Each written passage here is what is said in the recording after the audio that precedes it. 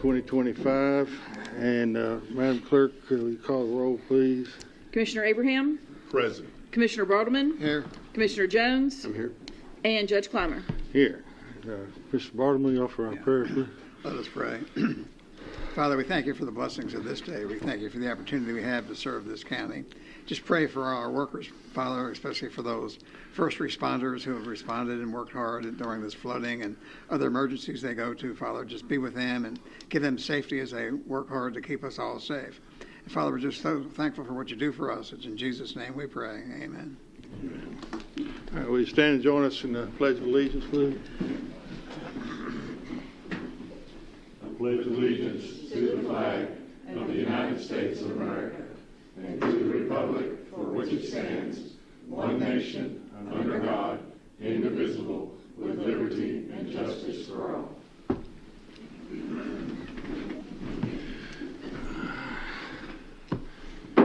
Let's see here.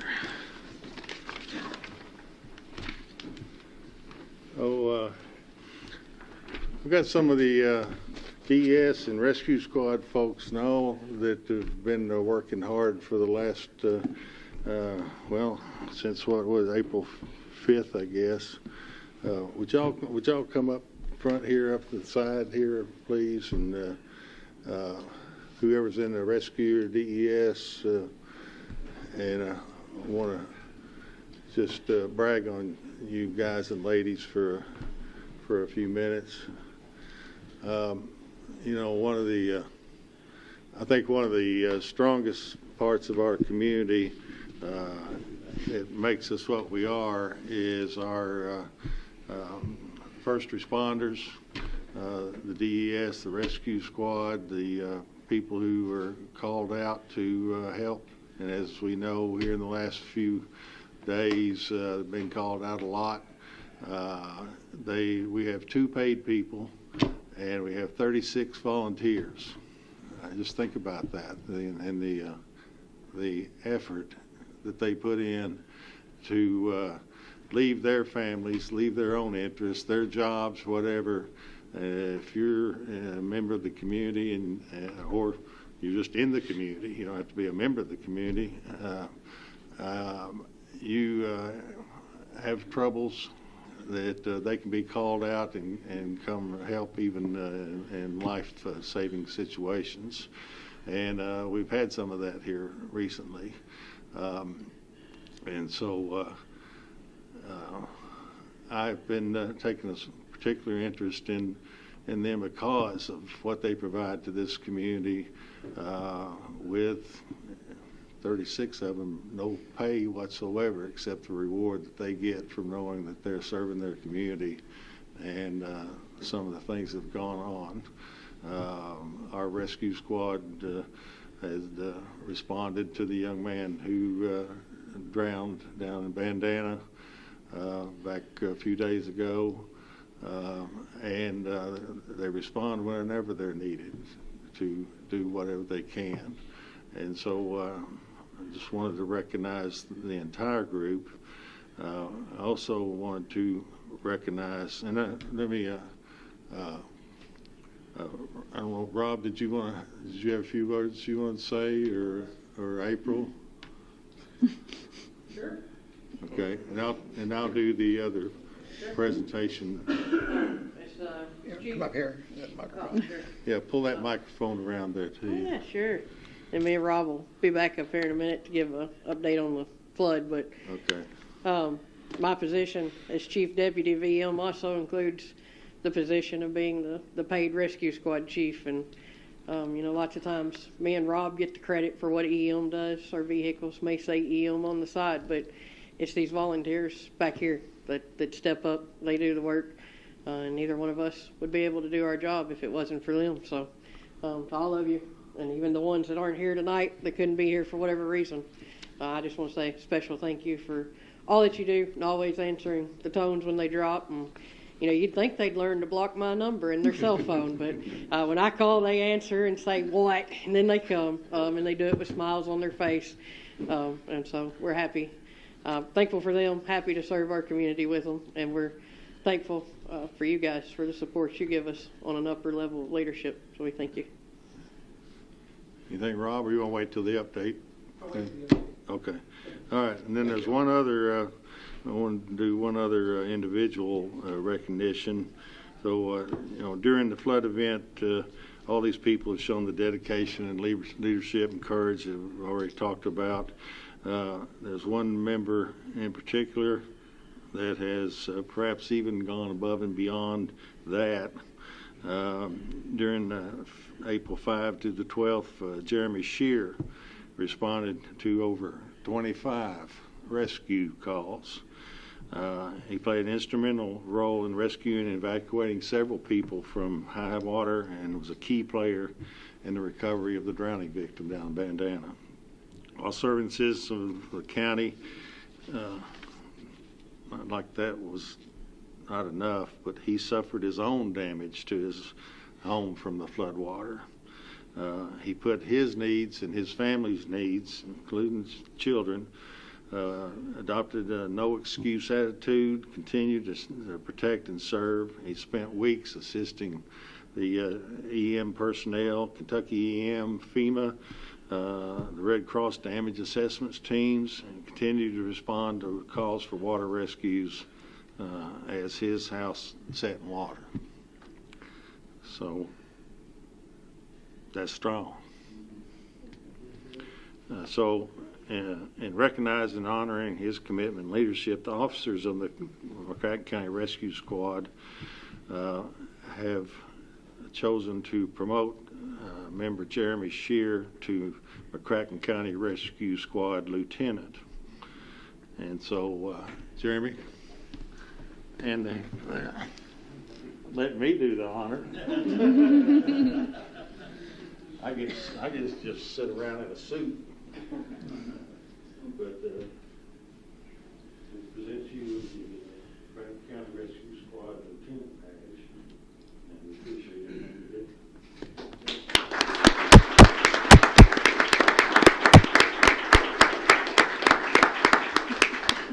You want to say your name? Just Don't have to. join, come by, see us, join up. We need all the help we can get. Thank you. Thank you, Jeremy. Now, Rob, you're going to give us a little update on, are you in? We'll try first. Oh, well. As long as the music works and everything.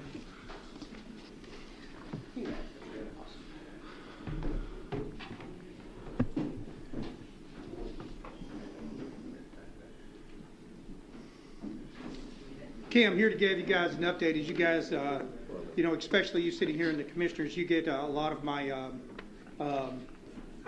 emails and everything when it comes up to the weather. This being one of those events. If you see, I've got the seal of the Commonwealth of Kentucky here for the Division of Emergency Management. It has us to prepare, respond, and recover. And that's what we're going to go over with tonight on this disaster that we've had so far and where we're at in this disaster.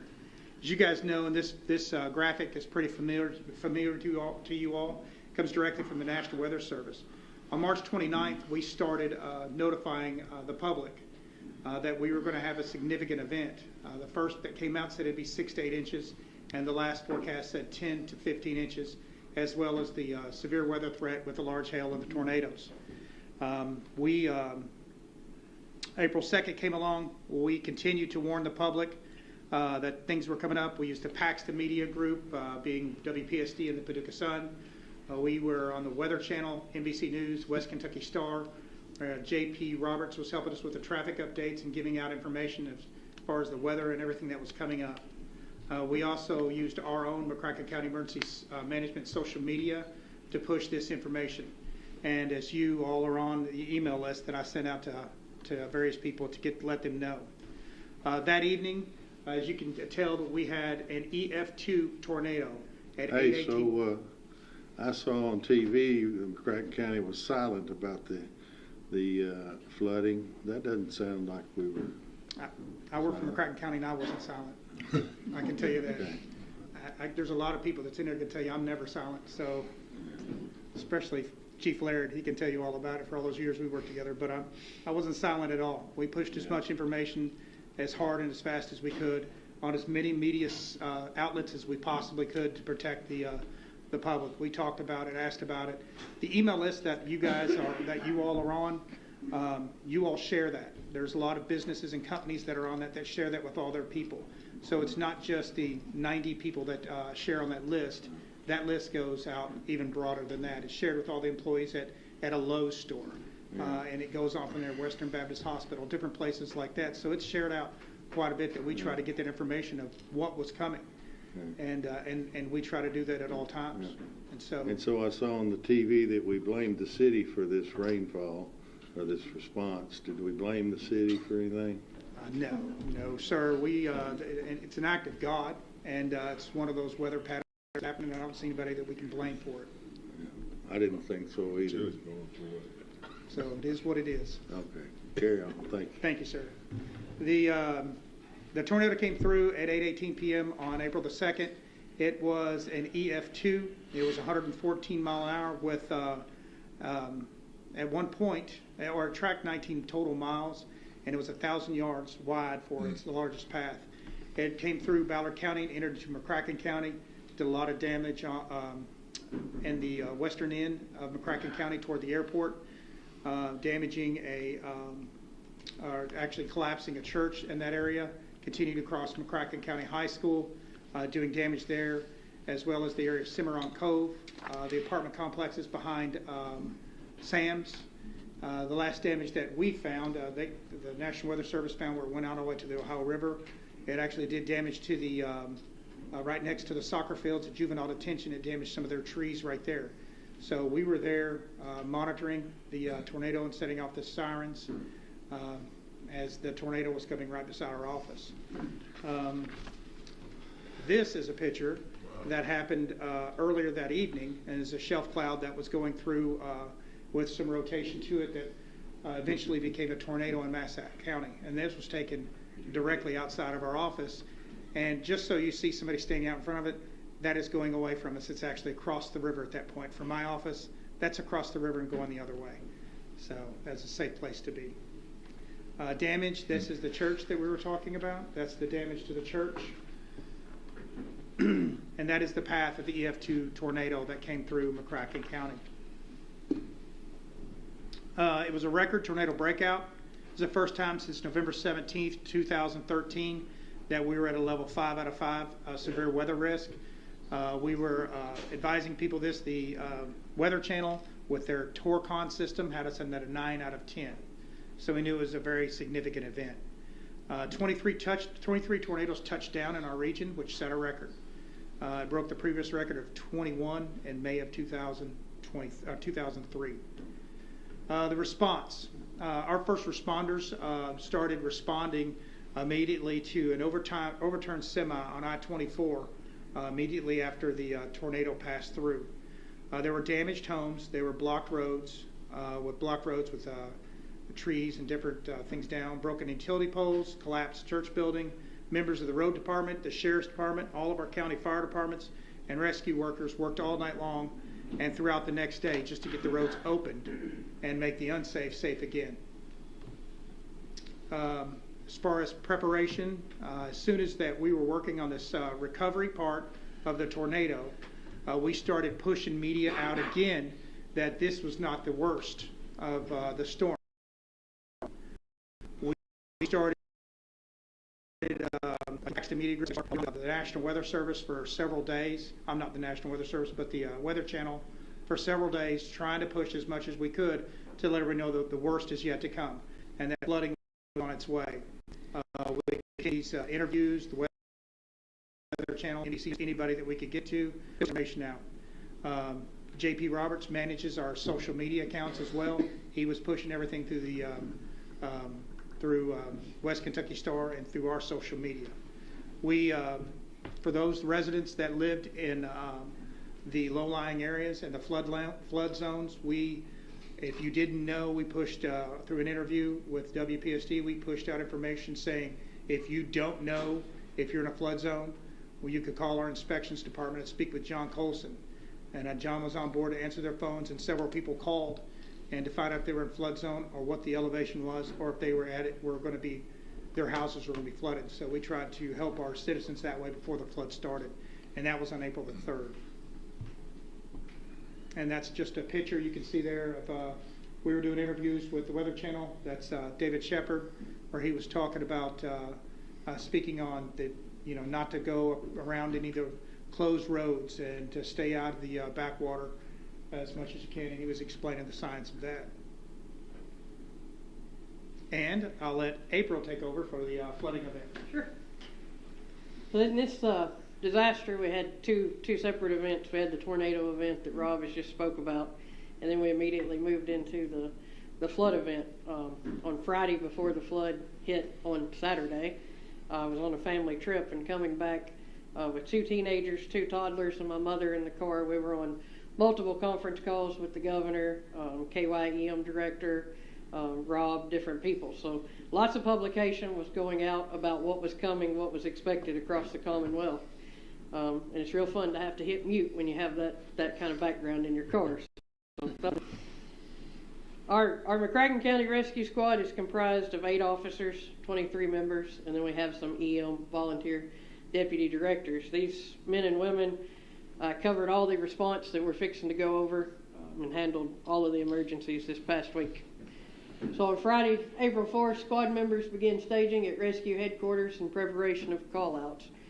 We staged there beginning around 9 o'clock on Friday night. The first storm system began to move through our area. That was mainly the hailstorm, the strong winds, and we were there to make sure our stuff was ready to go, that our neighboring agencies were ready to go as well, and that we could be available at any time. Overnight hours, squad members responded to 1 call out for service in the early morning hours for flooded streets and flooded roadways.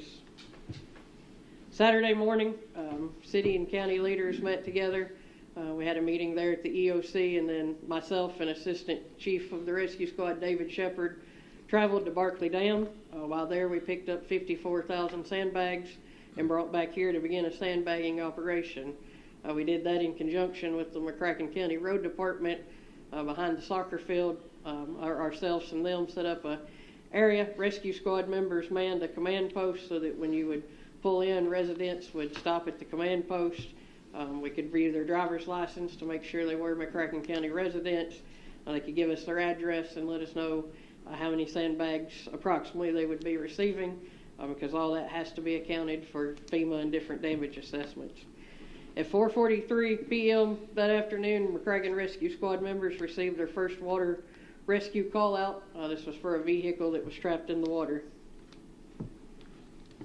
Over the next 3 days, the rescue squad responded to 18 water rescue call-outs between Saturday, April 5th and Monday, April 7th. And unfortunately, that also includes a drowning call in Bandana that we spoke of earlier. As well as on Sunday night, rescue squad members in the McCracken County Sheriff's Office were contacted by Highway Transportation Department to notify residents and go door to door to evacuate people in the area of Oaks Road and Baggett Lane during those overnight hours. So our call-outs for the week for the rescue squad were 19 water rescues, 1 water recovery, which was the drowning. We also responded to 2 MVAs in the I-24 work zone. Just because you have a disaster, it doesn't mean those day-to-day calls stop either. We also responded to 2 missing person searches, 1 for a 78-year-old male with dementia and 1 for a 3-year-old. We had a facility fire at one of our EHS facilities, which are our extremely hazardous substance facilities. And we had multiple special detail community assists, and those include taking FEMA out for damage assessment, meeting with the community, going out and doing damage assessment, taking water to residents who may still be in their homes, and various things such as that.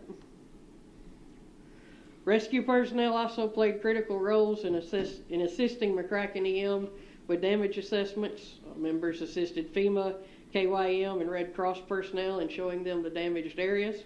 Not only did they take those out in vehicles, but they also took them out in boats and gave them some hands-on, and we were honored to get to take our own judge executive out in the boat with us. Members also captured drone footage that will be used to assess damage costs. That's going to FEMA as well as KYM. So just a few pictures for you. This is the setup over at Barkley Dam, where we went and picked up our sandbags.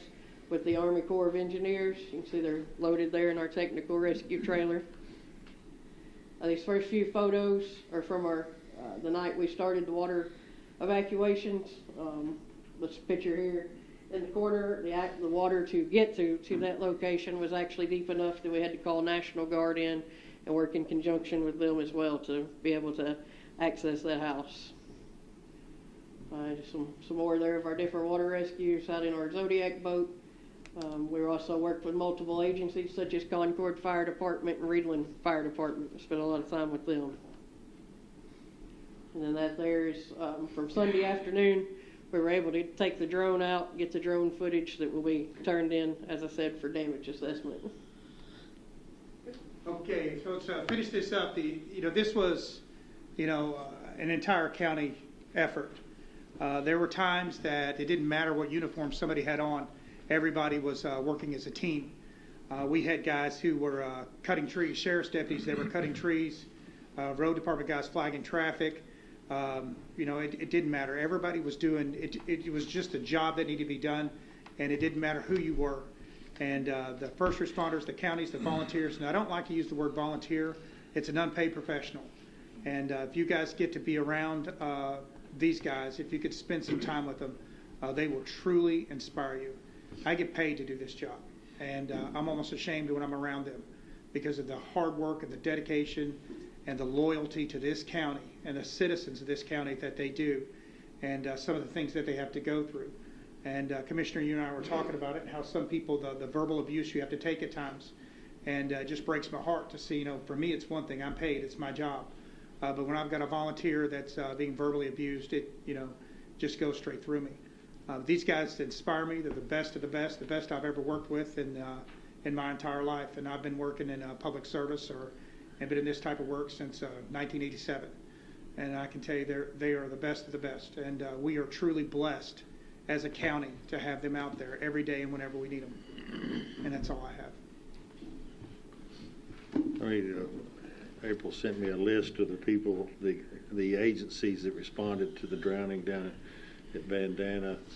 When I went down there, I saw all of them. It was just remarkable, all the vehicles that were there, all the assets, the boats, and people there willing to do whatever they needed to. It was Concord Fire Department, West McCracken Fire Department, McCracken Rescue, McCracken Coroner, Fish and Wildlife, Kentucky State Police, Marshall County Emergency Management, Marshall County Rescue, Trigg County Rescue, Lyon County EM, Kentucky Emergency Management, and multiple Ballard County agencies. So that's another thing about our community and our communities here joining us that makes us so strong is we call for help, and here it comes. I want to say one more thing, and I'm not blowing sunshine or trying to kiss anybody's butt here, and I am who I am, and I'll speak the way I speak. I go to these emergency management conferences and everything, and I listen to people complain about them not getting support from their fiscal court and their judge. And April and I are blessed to have you guys, and because you all take care of us, and when we ask, you guys come running, and I just want to say thank you all for that. Yeah. I just want to say thank you, and this county truly runs on a lot of volunteers in lots of different areas, from emergency management to the volunteer fire departments and to the sports and recreation. We start budget meetings tomorrow, Rob. So if there's anything in the last week that you're like, I wish we would have had that, this is a good time to bring it up. So, thank you. See the new lieutenant? He carries around a book with him all last few days. 8:30 tomorrow. Look at this, Judge. Look how nice that is. I'm going to come out. I had the opportunity a couple of weeks ago to come out and tour the facilities and the equipment out there. I remember years ago when early days of reporting when we had two emergency service agencies, one in the city and one in the county, and they really didn't get along. They fought all the time and a lot of competition, and the equipment was just Band-Aid put together. I was really impressed with the equipment you have out there. You can handle anything from a flood to a tornado to traffic control to wrecks to chemical spills, and we're really a well-equipped county with all the equipment. You've done a good job of piecing that together, and it hasn't been a big, huge expense, but you put it together by buying some used equipment and some donations, and it was really, really impressive, the equipment you have out there and the work that's done, the dedication of the employees. My family had some connections to the young man who drowned out there, and that was just a tragic, tragic event that occurred. And I can't imagine the work that you people do in that kind of a search and recovering a victim of that. In the last couple of years, there's been some terrible wrecks out on the interstate and on Clarks River Road where people had died. And I can't imagine volunteers having to go out and deal with those kinds of things all the time. But it's dedication that you do it. And I think if I had to go out and do that too often, I probably wouldn't sleep at night. But you and your staff really do a great job. And as the judge said, our county's run on volunteers. I mean, our fire departments and our emergency service, and y'all really do a great job. But again, I just wanted to comment, I was really impressed with the equipment you have out there, and compared to it's been a while since I've toured those facilities, and I think it was back in the early 2000s, and it was kind of like a lot of Band-Aids out there holding things together, and it's just really high-quality equipment that allows you to respond and get things done. We really appreciate what you do, and again, I remember talking to some members who it's 5 degrees out, there's a wreck on the interstate, and you have to control traffic, and people are out there your volunteers are out there for 5 or 6 hours controlling traffic, and everybody just really does a great job, and we probably don't say enough how much we appreciate the work you all do, everybody, the volunteers. And as you say, I mean, you're important and you're paid, but the volunteers are the one who leave home and go out and do these things. So just a big thank you from all of us. Yeah. You guys are top shelf in my book. You absolutely live out the creed to love your neighbor enough to leave your warm bed and go out in frigid water and try to save that person. You're gonna get naysayers, man. Who cares about that? You guys are there.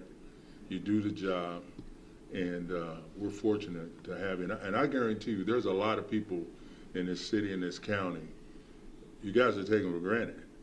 It's like, well, somebody's going to come. Well, you live in the county, you got a volunteer. Who's coming? Your boy across the street, he's not coming.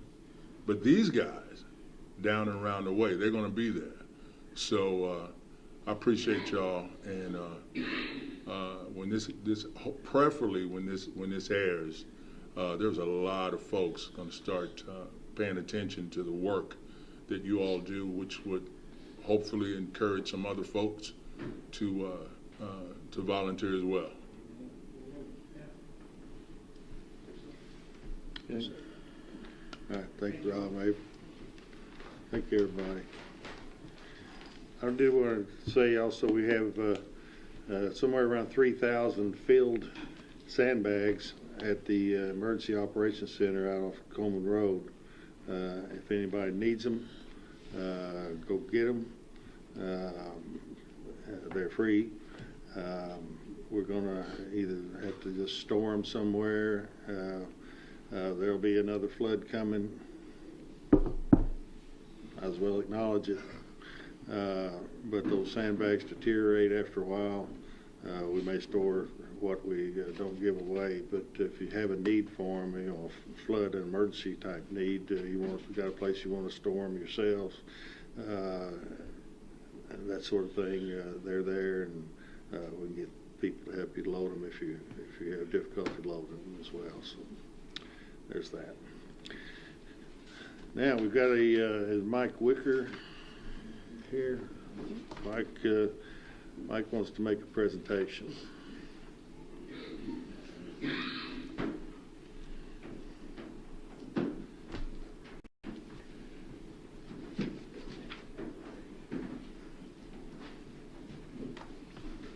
Judge, thank you for a couple of minutes of your time. Yes, sir. First of all, I think that everyone in this room should commend these volunteers with a round of applause.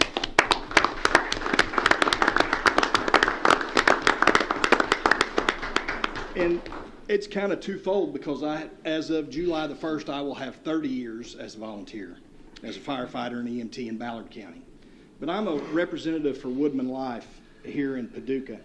And back on February the 18th, and I don't know if these gentlemen have been recognized by the court or not, but I wanted to take a moment and recognize a couple of people.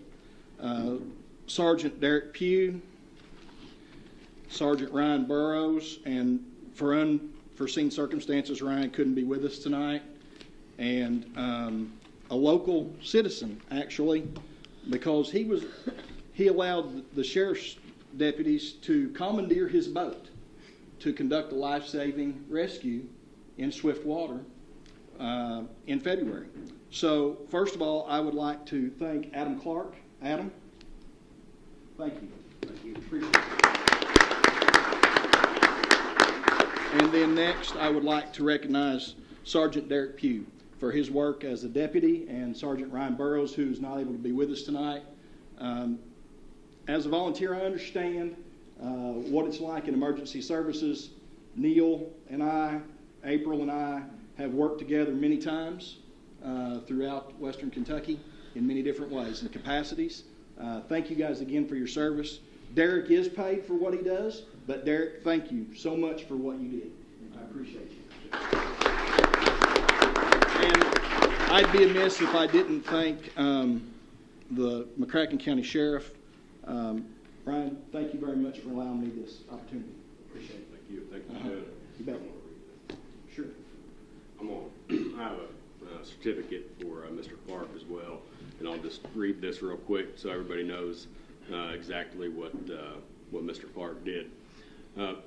Effective April 14th, 2025, Adam Clark is hereby awarded the Sheriff's Special Recognition Award for an act in keeping with the highest traditions of the McCracken County Sheriff's Office and the law enforcement profession. On February 18, 2025, an individual drove into floodwaters and was swept away from his vehicle, eventually clinging to a tree in an attempt to save his own life. That individual was able to call 911 and deputies responded to the area. Not having a watercraft readily available, deputies observed a boat behind Adam Clark's residence. Deputies made contact with Clark, who immediately grabbed his truck keys, drove to his barn, hooked up his trailer, and loaded paddles and drove deputies to the floodwaters. He then helped deputies launch the boat into the floodwaters so the deputies could locate the individual in distress. The deputies eventually located the individual and were able to bring him back out of the floodwaters thanks to the boat provided by Adam Clark. Once to dry ground, Adam Clark again assisted deputies by helping get the rescued individual and deputies to an ambulance. If it were not for Mr. Clark's quick and eager assistance, the outcome for the swept away individual could have been tragic. Thankfully, Adam Clark was a great neighbor and true hero on April 14th, 2020, on February 18th, 2025. Adam Clark's actions reflect great credit upon himself and his community.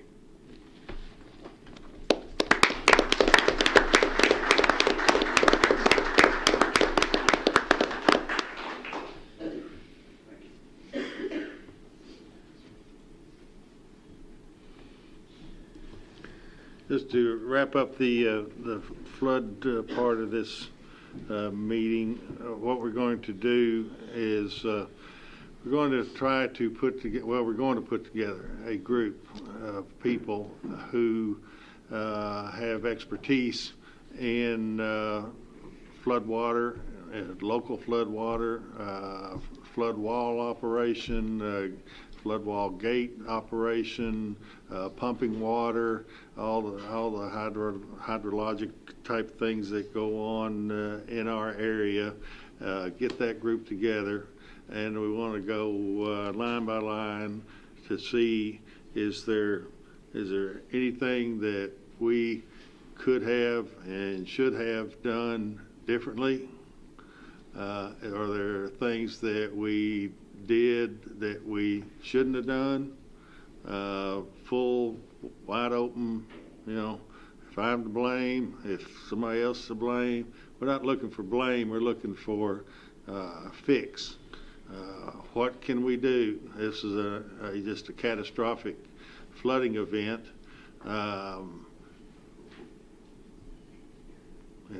Overwhelming.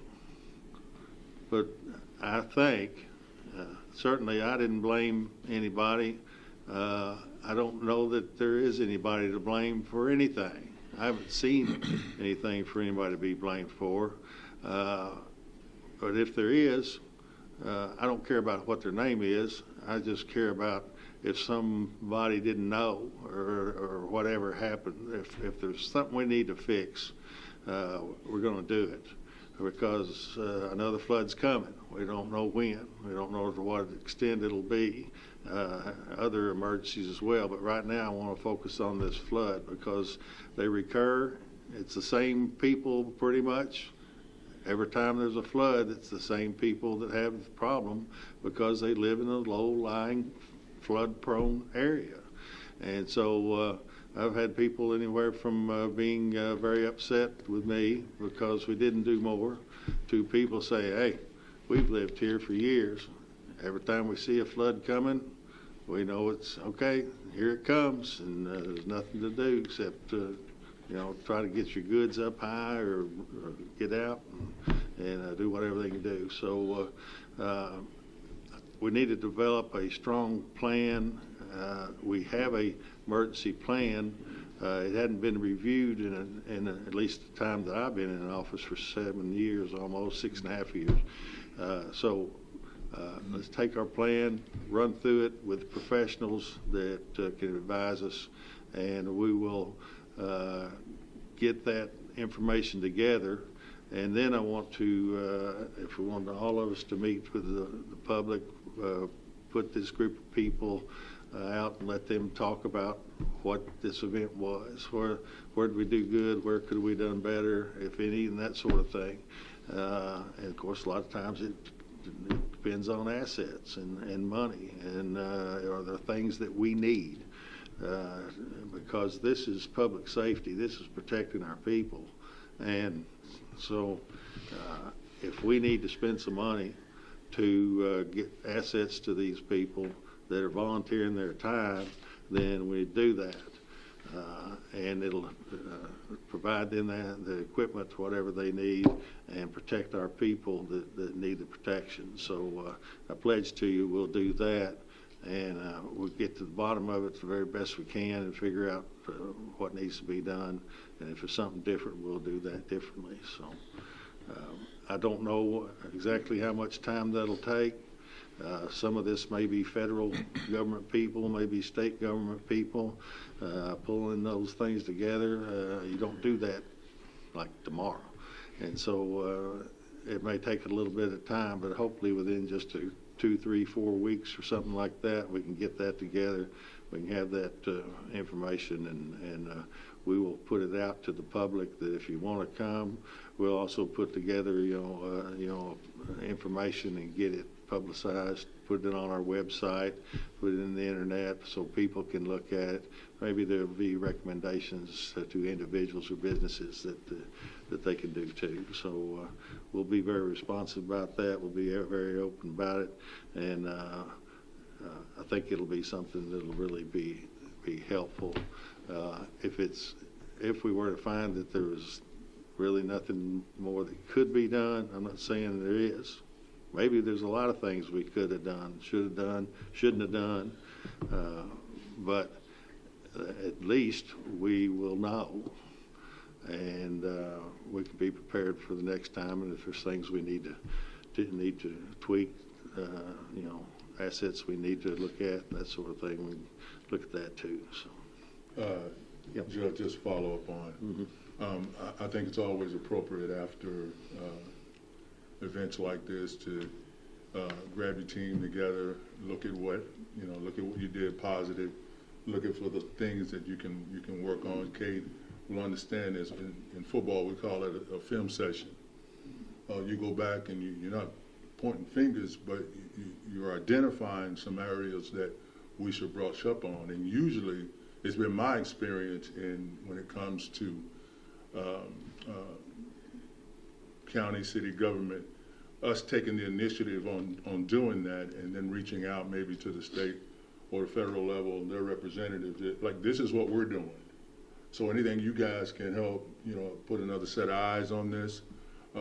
So I think it's appropriate for us to get together and look at the events in the past past month, and just put the big eye in the sky on it, man. Just look at it.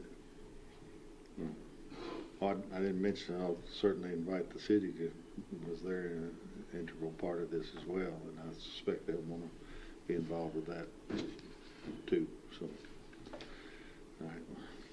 All right. Let's see, moving along, consent agenda. It is ordered to approve the consent agenda for April 14th, 2025, McCracken County Fiscal Court. Motion. Motion second, all in favor, aye. Aye. Opposed, no. That carries. It is ordered that the necessary cash transfers in the amount of $520,000 be made in order to pay county bills and payroll approved April 14th, 2025. Motion. Second. Any discussion? All in favor, aye. Aye. Opposed, no. That carries. It is ordered to approve the voucher claims register from March 17th, 2025 to April 14th, 2025 to show county bills in the amount of $943,146.37 were paid. So move. Second. Any discussion? All in favor, aye. Aye. Opposed, no. That carries. All right, discussion. We have numerous discussions this evening. Is Representative Kim Holloway here? Oh, there you are. Couldn't see you behind Kay. Come on up here, ma'am. Yes, ma'am.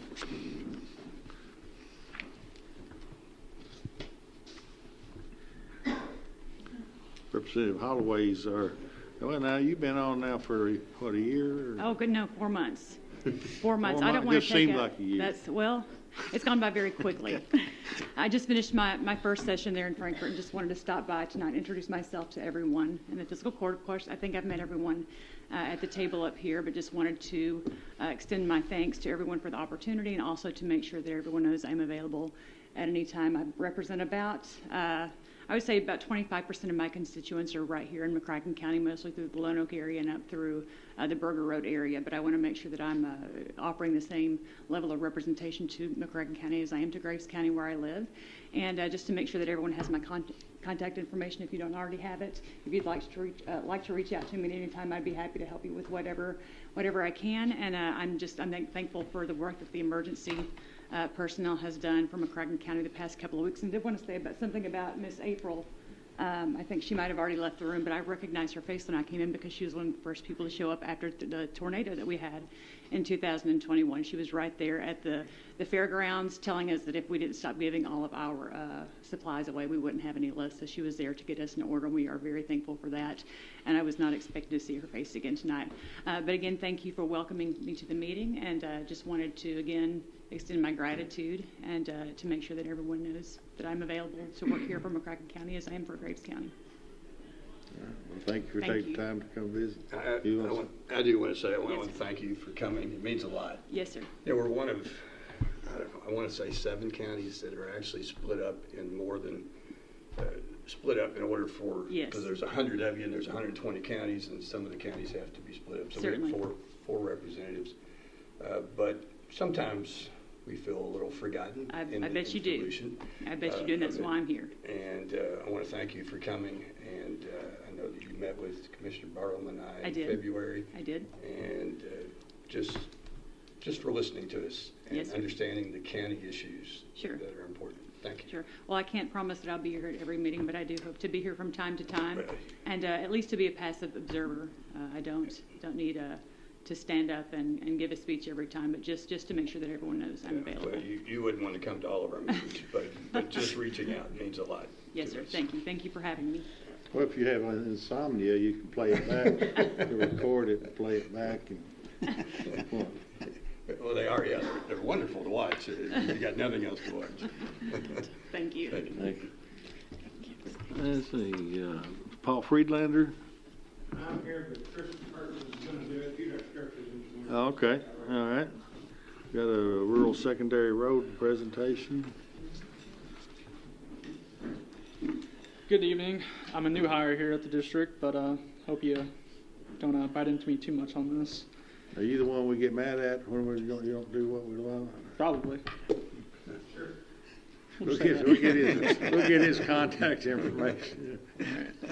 All right. right. My name is Tristan Perkins. I'm the bridge engineer for District 1, so I oversee about probably more than 1,800 bridges here in our 12 counties. But I'm going to be going over McCracken County's RS funds. I'm going to preface this by saying we usually in our district usually do paving, but this year upper management has decided and have noticed that our structures are pretty in bad shape, I'd say, and just need a lot of repairs. Most of our bridges are from the 60s, and it's pretty much about time that we start doing more intensive repairs, or at least do lots of replacements. So going forward on our RS this year, we're going to be doing bridge replacements. So I'm going to go ahead and read down the list here. For fiscal year 2025-2026, rural secondary recommendations for District 1. McCracken County tentative allocation is $1,114,754. Remaining balance from the previous fiscal year is $123,660. Proposed maintenance of traffic allotment is $523,900. County judge executive expenses is $3,875 for a total of $710,639 remaining. Now, county flex funds will be $222,951, leaving the district with $487,688 for McCracken County. So this year, we're going to go to Kentucky 1420 for a bridge replacement at 3.95 mile point. The balance is $657,196.38 for the replacement of this structure. Remaining balance left over is $169,508.38 in the negative, but the district has found funding to be able to make that balance go to zero. So, any questions? No questions? So, one bridge and paving? Just got a question. Just There's no payment, the negative 169,000. Yeah.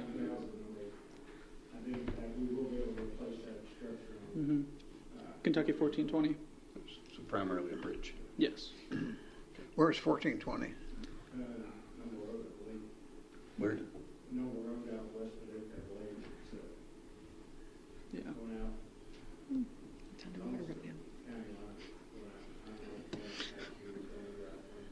Yeah, it's up in the northern section. Yeah, just right next west of I-24. Mm-hmm. Okay. Thank you. Anything else? All right, appreciate it. Thank you. Thank you.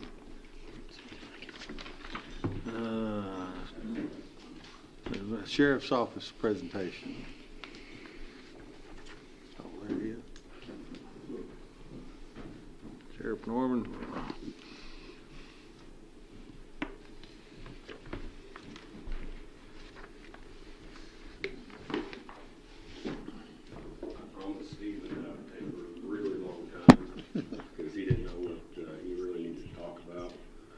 So I told him I had a bunch of fancy. Well, we deal with that. But no, I'm giving you all my annual report that we do every year. It's also on our website, and then just some of the talking points that we go over.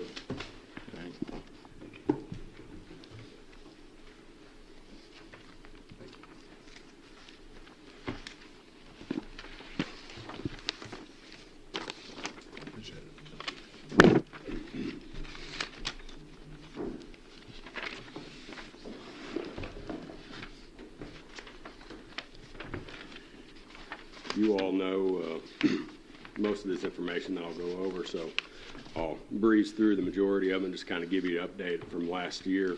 And first, I just want to say, as always, appreciate the opportunity to speak with you all, for you all asking how the Sheriff's Office is doing and giving the opportunity to speak.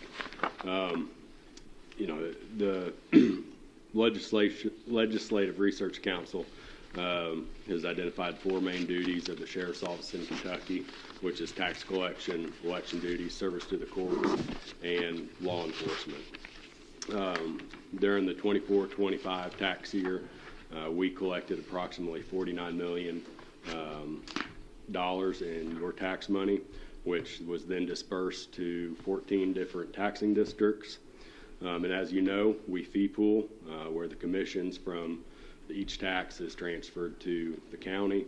And then we operate under a budget that you all set and is approved by the Department of Local Government.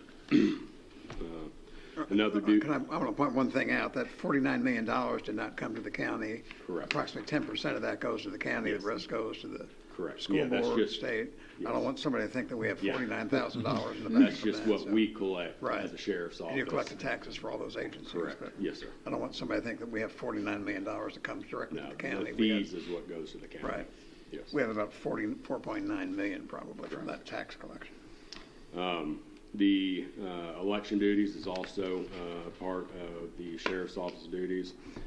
Last year was pretty busy with the presidential election, and the Kentucky legislature enacted a new law where there's an automatic recount.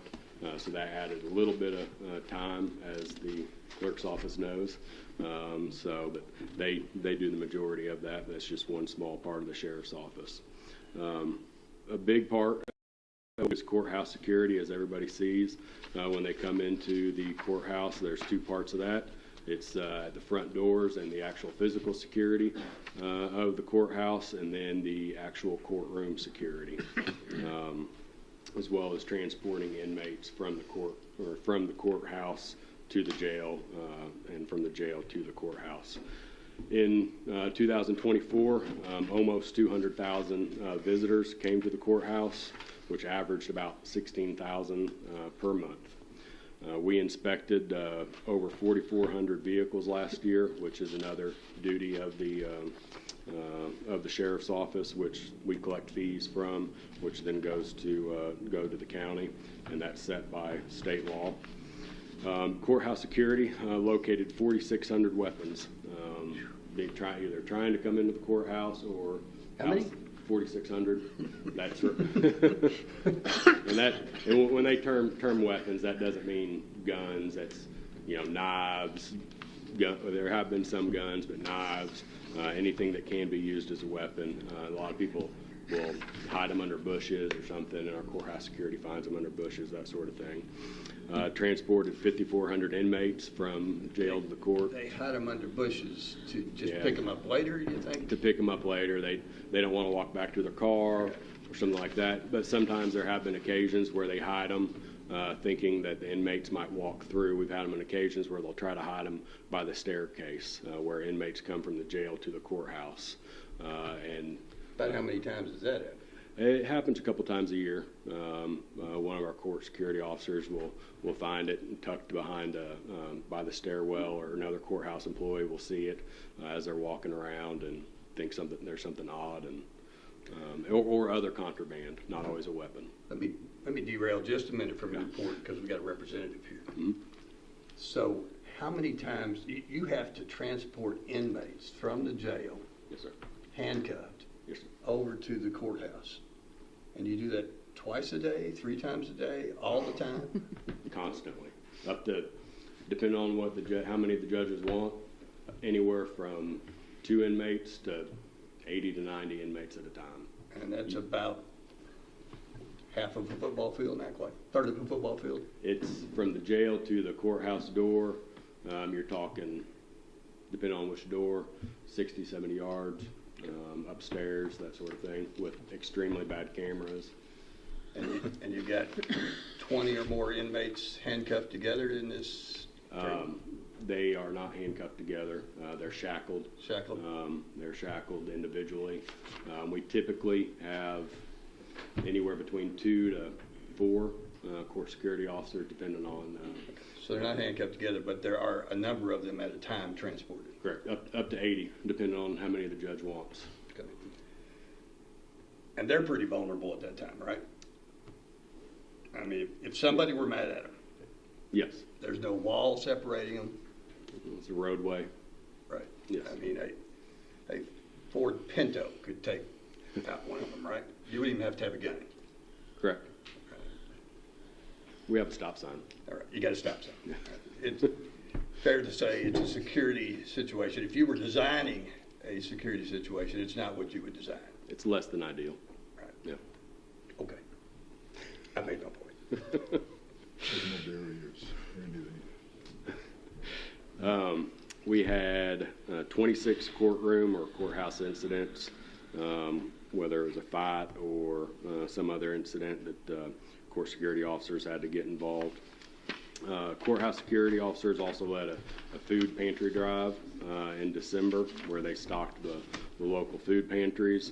And they also coordinated and led our Pause for a Cause event where the court security officers collected food, or pet food.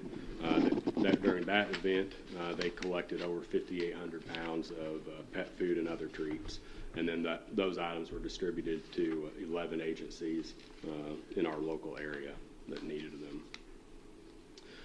The civil process is also one of our main functions.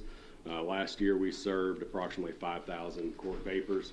Those, of course, are civil service, lawsuits, subpoenas, evictions, and that sort of thing. We've seen quite a large increase in evictions, and those seem to be taking a considerable amount more amount of the time than they used to as well.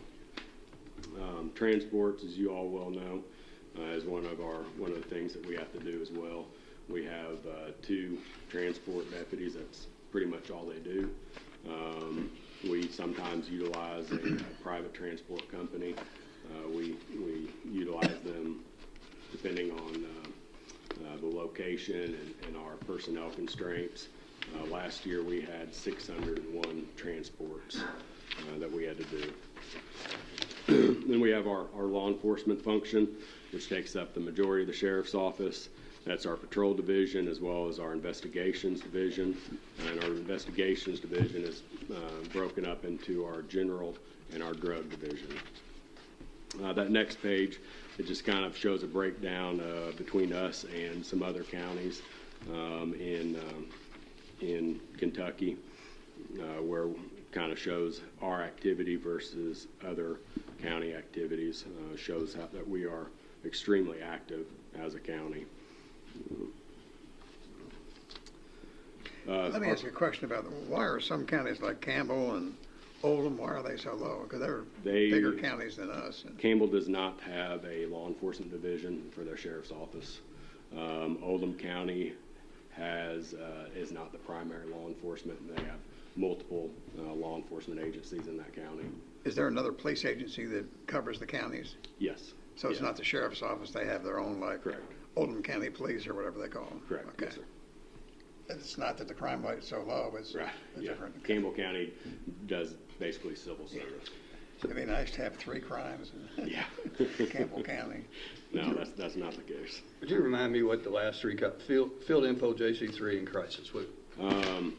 So the field info is basically if I came across something suspicious that it's not really a crime, but I think others need to be notified of it. That hey, I think it'd be good for the Paducah Police to know that Joe River is walking around 6th Street late at night, and then I do a field info, and it gets sent to them. It gets sent to KSP. It gets sent to us. JC3 is abuse and neglect, and a crisis is what's called an e-crisis. Somebody's going through a mental crisis. It's documented on that report.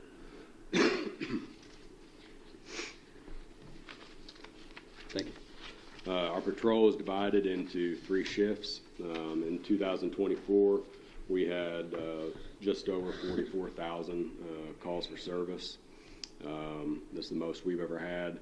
It's a 43% increase from 2014 and a 34% increase from 2020. We investigated 870 collisions, which, in looking up through the statewide system, is 4th in the Commonwealth among sheriff's offices. I just looked among sheriff's offices. We had over 1,300 criminal investigations, over 10,000 extra patrols, and over 4,700 traffic stops. And that's for 2,600 or for 26 patrol deputies. The next page is just a breakdown of the crimes, some of the major crimes that were reported to us.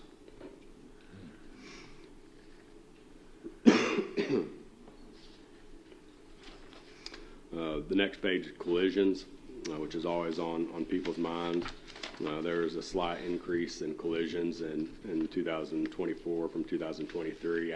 We had a decrease from in 23 from 22 and an increase in 24. You can see the percent increase on the right side there. What about in crimes? Was that, so total crimes 1320, was that That's the number of crimes reported. compared to, and you may not know that. Compared to the year before, it was slightly increased, and that's reported. That includes reports of my neighbors harassing me because he's Mad about out mow the yard or something. right. Yeah, and we take a report for it.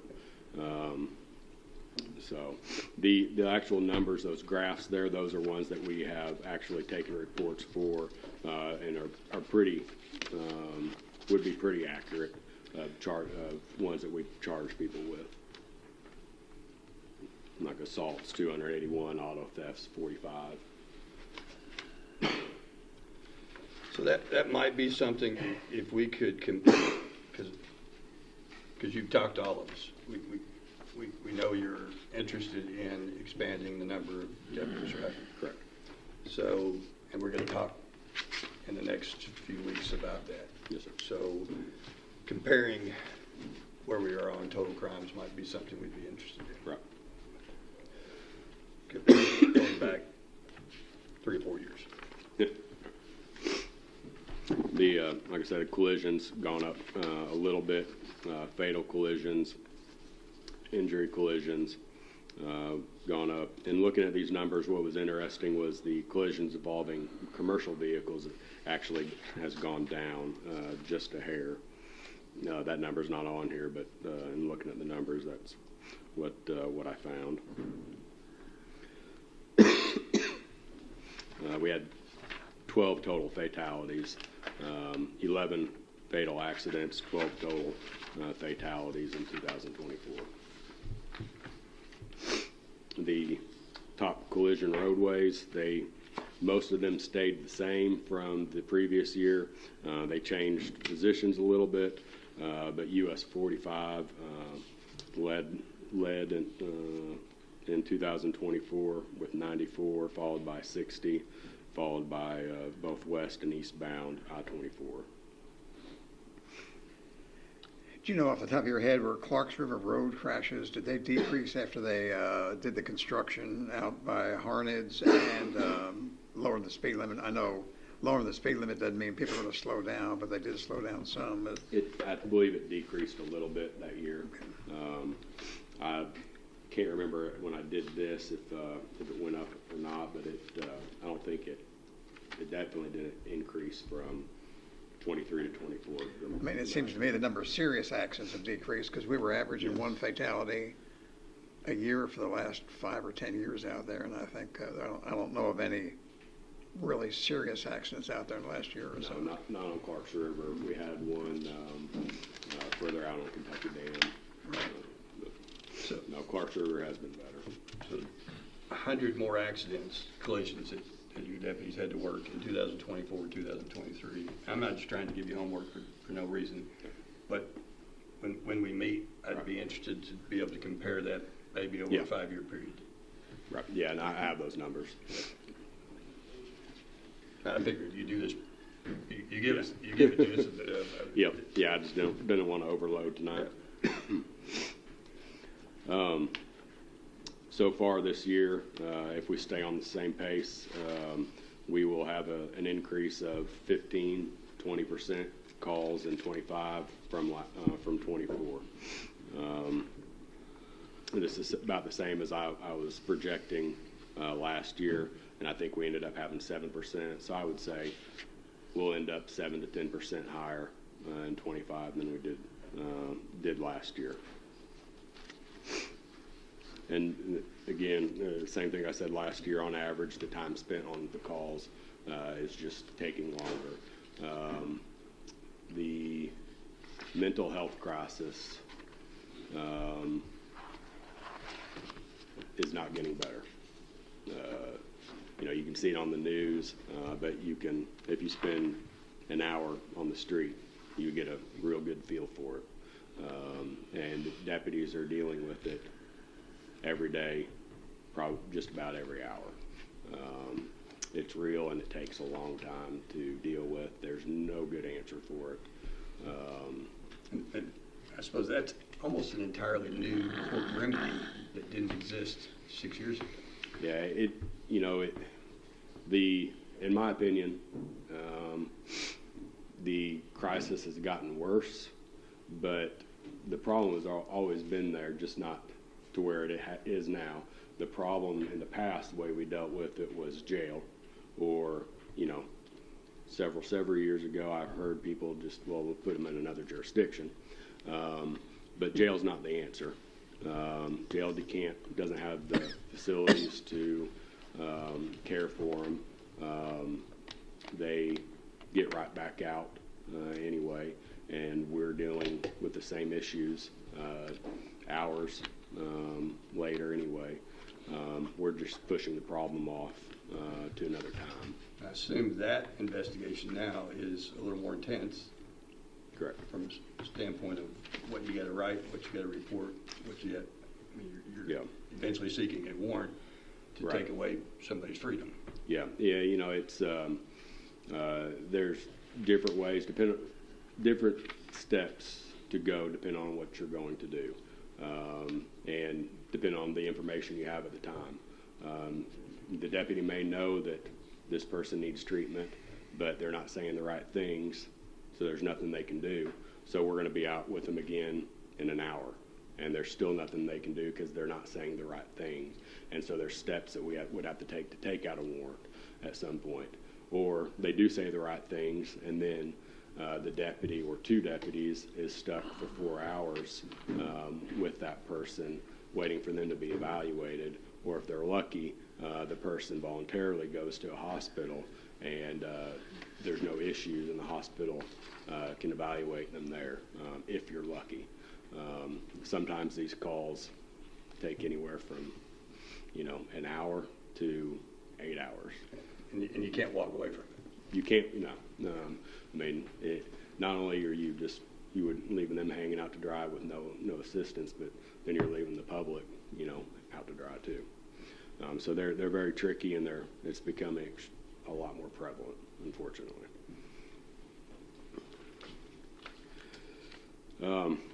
General investigation, there's 5 general detectives, over 300 cases investigated by them. Majority of their investigations this past year were thefts. The second highest, once again, were sex offenses. Investigate the majority of our felonies or complex or time-consuming misdemeanors. And they've seen, like most of the area agencies, have seen an increase in the financial crimes, the check fraud crimes, and have spent a good deal of time on those this past year, and trying how to combat those figure out how to combat those along with the banks. Another good portion of our time gets taken up by training. I've discussed that with you all at length, so I won't bore you with that, but we train every month on different critical skills. Our court security does as well. And then, of course, we have our reserve deputies who are volunteers. We have 10 of those, 1 physician and a paramedic. They train with us. One of our reserve deputies was in the tornado that they were talking about earlier, in one of our cars that got lifted up by the tornado at the church that got destroyed. He was there. And then we do some community projects throughout the year, Badges of Hope, our Hunter Education, our Citizens Academy. We're involved with Turning Point for our quick response team, the Pause for a Cause that I spoke about, and our Sheriff's Office Foundation. So, on the training, how much training is done with our deputies as far as this mental health issue? I mean, I'm assuming that there's some, because you're dealing with it on such a not enough. Not enough. So as far as personal mental health or interacting with, I'm pretty sure if half of us was dealing with what the guys deal with. so they, all of our deputies eventually go through a 40-hour course on learning how to interact with persons in crisis. A lot of them take it multiple times. We've also taken upon ourselves through different community members to make it mandatory for our deputies to sit in on sessions to learn how to cope themselves with the things that they deal with, seeing on the job as well. And of course, most of them are type A personalities, and they don't think they need it, but a lot of them have actually come back and said, hey, we really appreciate it. And the state is now offering a program as well, a wellness program that we've had several go to and have really enjoyed, and a couple of them have shown interest in becoming instructors in it. So doing some, probably not enough, but trying to do more. So. Thank you. Anything else? All right. Thanks, Sheriff. Thank you. Let's see, got Stephen Carter here for the jail presentation.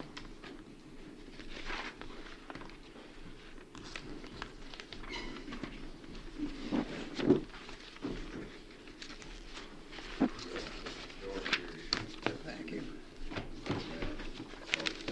Thank you.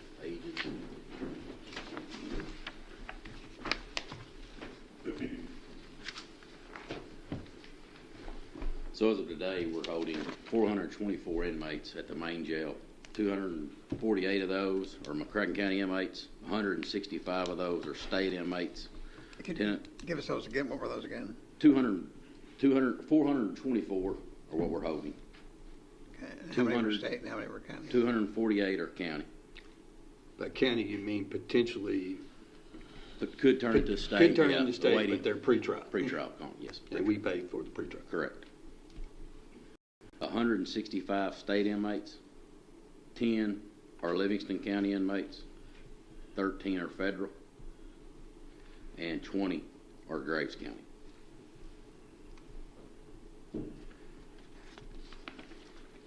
From January 1st, 2024 to today's date, we have processed 5,896 individuals into the jail in McCracken County and released 4,766. One thing we are very proud of, we feel that it's our job to make them better when they leave than it was when they came. We have our education and vocational programs in place. We strongly believe that these programs not only reduce recidivism, but they also help set the future for the incarcerated and their families. We offer GED, welding, deckhand training, and electrical training. Last year, 9 individuals earned their GED. 8 individuals successfully completed the welding program and received their welding certificates. 8 individuals completed the deckhand program, and 4 individuals completed the electrical program. We also have evidence-based cognitive programs such as MRT, anger management, parenting, thinking for good, and untangling relationships. Last year, we had 377 individuals complete that program. And all these programs are able to be done at no cost to the taxpayers. As of today, the inmate population at the annex is 40. Those are the inmates that are classified, so they're state inmates, low risk, meaning they're nonviolent offenders and have no open charges that can be housed at that facility. These individuals are assigned to the annex are the ones you may see working out in our community or for nonprofit organizations. Last summer alone, one of our mowing crews maintained approximately 2,800 acres across the county. This program operates at no cost to taxpayers as well, making it valuable and efficient use of available resources. Last week, we kicked off our mowing crew for the season, working hard to ensure that all major interchanges are clean, well-maintained, and welcoming not only for our residents, but our visitors as well. Since January 1st of this year, our crews have removed approximately 56,000 pounds of litter and debris throughout the roadways in McCracken County. What'd you say? 56,000 pounds. 56,000 pounds of litter. Litter and debris, yes, sir. What do you do with it? Take it out to the State Highway Department and dispose it there.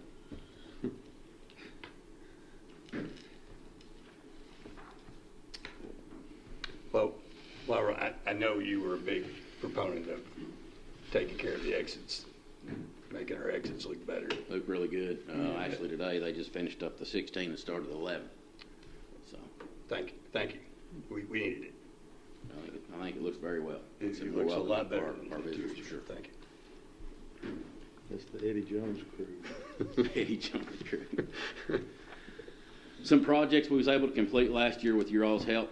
We was able to replace the kitchen floor, which was needed to be done very badly, install 6 stainless steel showers, inserts, and replace one of our boilers. In closing, I want to thank each of you for the adjustments that was made to the deputy jailer's salaries. These adjustments have allowed us to retain employees and invest in valuable training opportunities. This has been very beneficial as it enables us to maintain well-trained staff capable of effectively handling various situations that they can be faced with at any given time. We greatly appreciate your continued support. Did you say you processed 5,800 people since January 1st of 2024? Last year, 2024 to today's date. And I guess you don't know, but were some of those repeat offenders, or were they just? Yes, some were repeat offenders. Yes. I looked through those numbers. It's amazing that 3,200 of those were between the age of 36 and 49. And that to me is amazing that people of that age are committing crimes. I remember 10 or 15 years ago, or maybe longer than that, it was the young people who were probably under 30 committing those crimes, and a lot of them would be one-time offenders, and they would kind of get their hands slapped or spend time in jail and move on. But this just shows the population of, it's just as astounding to me, that those numbers. Of the 5,800, you said, we probably don't have the stat of how many of those are not McCracken County residents, but are rather driving through or driving to shoplift here or something. How hard would it be to collect that data? I don't know. I can reach out to our jail management system for see what if they can make it. I don't know that any other county is doing it, but there's a big discussion, frankly, at the state level of where some of the responsibility lies on the cost of inmates, and that might be an interesting data point. I'll reach out to them and see if they can come up with a. Okay. Don't work hard. I mean, it's easy. It'd be interesting too if it could be done easily, is how many are city brought in by arrested in the city and how many in the county of those. I don't know if you can do that. That's pretty easy to do. Again, I can break down that by agencies. Yeah, it's pretty easy. Anything else? All right. Thanks, Steve. All right. Y'all have a good night. You too. Kate Foster, County Attorney's Office presentation.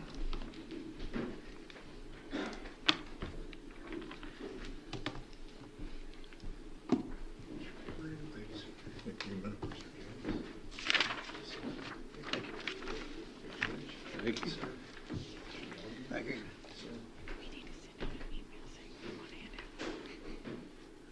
Thank you all for the time to talk a little bit about our office. Starting out on the mental health topic the sheriff mentioned before I get into our presentation. We deal with it routinely as well, and how it works, so you all know, the sheriff's office, the jail, any law enforcement officer fills out a 202A. Judge Comer, I'm sure you remember those petitions to have someone who presents a danger to themselves or others evaluated and potentially sent to Western State. The issue we seem to have is they get to Western State, they get medicated, they get stabilized, and in 1 to 3 weeks, they're sent back to the community, and they stop taking their medicine, and law enforcement gets to deal with them again. And because of de-escalation tactics, the training they receive, those calls take hours. And if they're pinned up in a house, SWAT has to get involved. So that would be an initiative. The county attorney's offices across the state are working with the Mental Health Commission to try and help that. But if we could get more funding for our mental health hospitals to keep people longer, that would be a great solution too. It's a real crisis. So just wanted to mention that real quick. And we're also a micropolitan, to your point, Commissioner Jones. our population in McCracken, as you know, is 67. We grow to about 110, 120 a day. People love to shoplift in McCracken County, so that's the reason for a lot of calls we're seeing too. But getting into our office specifically, as you all know, we provide legal counsel for the county, and we prosecute crimes in district court. You all have made some needed expansions to the county government. Code enforcement, you all formed a new property maintenance code, formed a code enforcement board to handle all those cases civilly, and it's been great. Deputy Judge Doolittle oversees Mr. Walker and Mr. Walt, and we're there for legal consultations, and they have done a fantastic job. They cleaned up a lot of properties, and I'm sure they'll be talking to you all about that during budget times, but they've done a great job, and you all appointed some great individuals on that board. It's been a pleasure to work with them. 911 emergency services have been expanded. Can I go back? Yes, sir. I know I'm probably maybe overstepping my bounds, but there was a bill about bundling tax liens, and they can do that in the city, right? Yes. Yes, sir. But we can't do it in the county. No. So for you to, we've got an abandoned piece of property with an old mobile home on it that a raccoon lives in. Yep.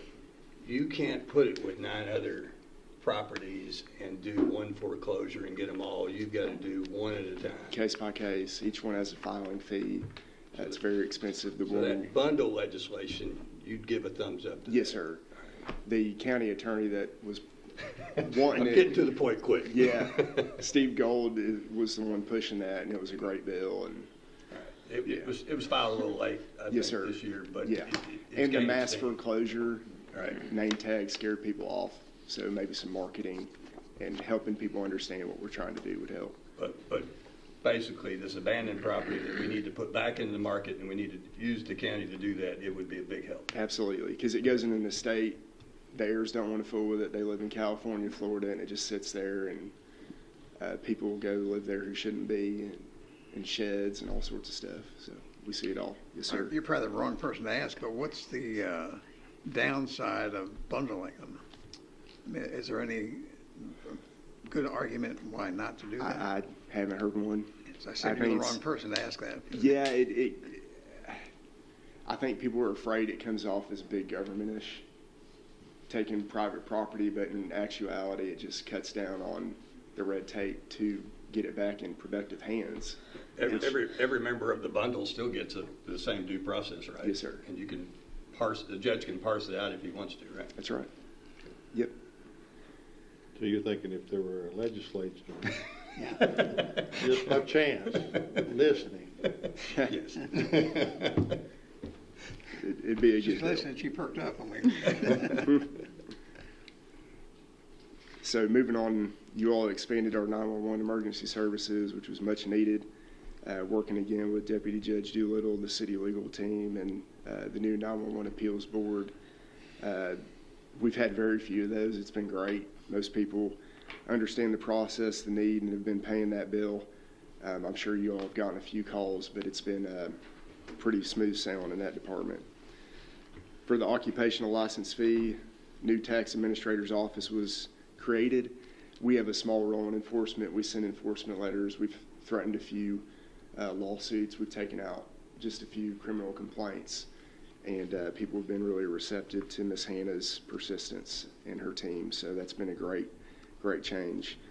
Animal control office has expanded as well.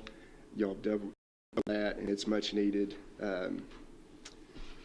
We've been working with Miss April and Mr. James quite a bit, and we continue to work with you all, the county clerk, sheriffs, jail, coroner, PVA, planning and zoning. We do things, as you all know, like open records responses, contract drafting, statutory interpretation, ordinances, and on-call warrant reviews and things like that. Moving on, please stop if you have questions or want to put out anything, but property tax collection, as you all know, our office has a revenue generating function by collecting these. Sheriff's office collects the bulk of them. We get them from April 15th to August when the sale occurs. We send enforcement letters, enter payment plans. We sent over 3,000 letters in 2024. and collected about $1.2 million for the county. And again, to your point, Commissioner Balderman, that doesn't all go to you all, unfortunately, but some of it does.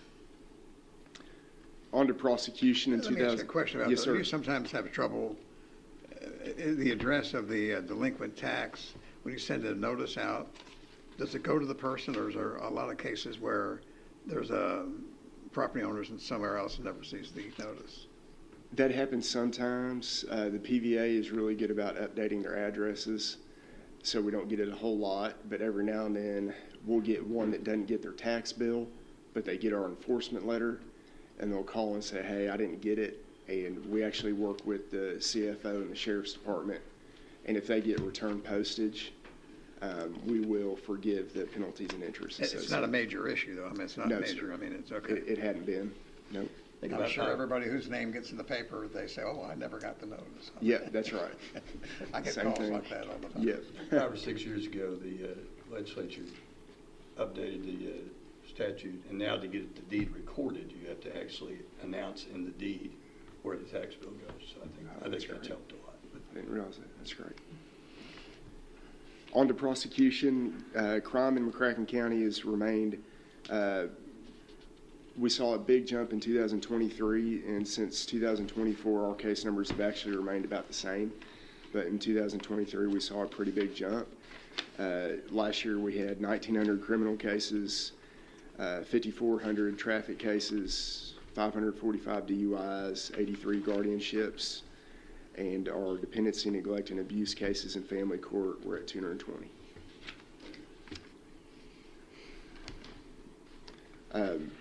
Kudos to the state. We've seen a lot of good efforts to take that state function under the state umbrella. It's kind of incrementally being done, kind of like the income tax, honestly, getting rid of that, where they've helped our offices get more state funding. And because of that, you all may recall, we're trying to reduce our county burden for you guys for our prosecuting function. Still some work to be done, but it's been good so far.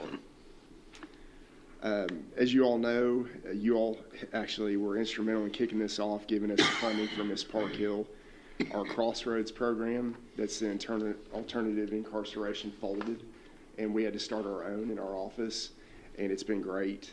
Our goals are to address the root cause of recidivism, reduce criminal activity, and provide a cost savings to the jail. Since starting in mid-2023, we've had 564 defendants. 230 have completed their obligations, so about 50% so far. Some defendants are still finishing up, so we think that number is closer to about 60%. We're giving people counseling on anger management, domestic violence, prevention, mental health, parenting, theft prevention, responsible pet ownership, and substance abuse and alcoholism. Just some rough estimates on cost savings to the jail. Say we've had 232 defendants complete it. Say each one of those is getting 10 days in jail. Some are getting none. Some are getting up to a year. So that's just a rough guess. I think it's about $60 a day to house someone in our jail. So right there, that's about $140,000 we've saved the jail with this program. So is there, if we have, I think, what was it?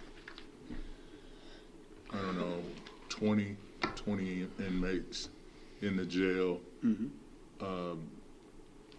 like Graves County? Yes, sir. Graves County. Yep. So I'm looking at this. Does Graves County kick in? They do, yes, sir. Okay. Yep.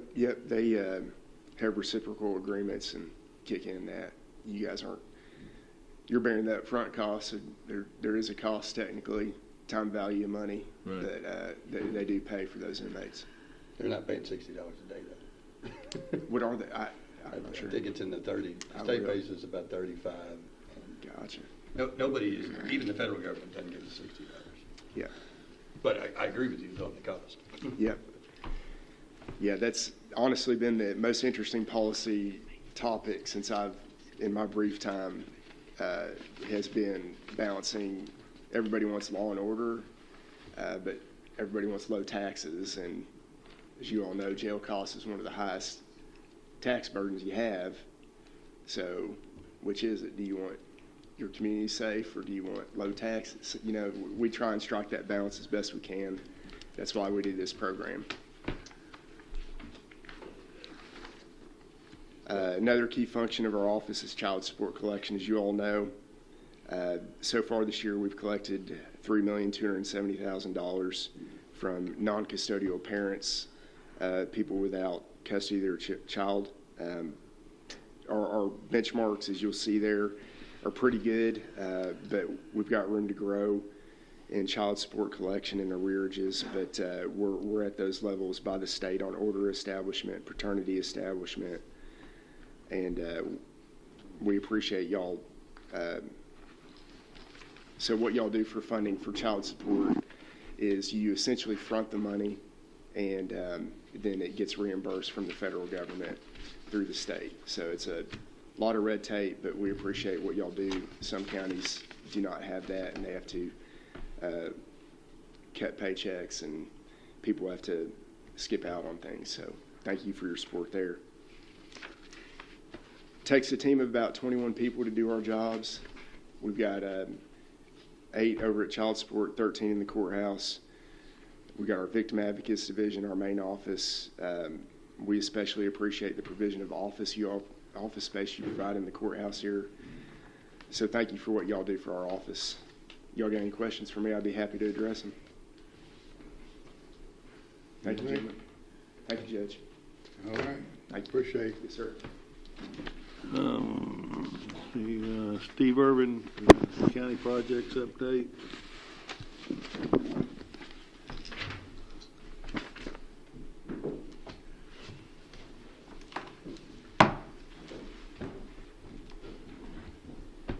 Good evening.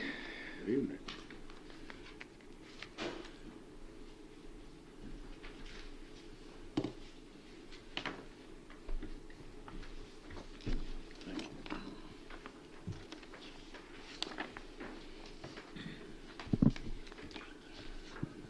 Thank you, sir. I'll try to be brief. I want to talk about a couple of projects today. The first page that you see there, I just wanted to touch on. A couple of weeks ago, the West Kentucky Pickleball Association had their spring tournament, and they had 160 players out at Heath, spent 2 or 3 days out there, had a great time, great feedback. It should be noted also that we don't charge any fees for those tournaments. Right now, they're open to the public as well as the people that put on these tournaments, but good turnout.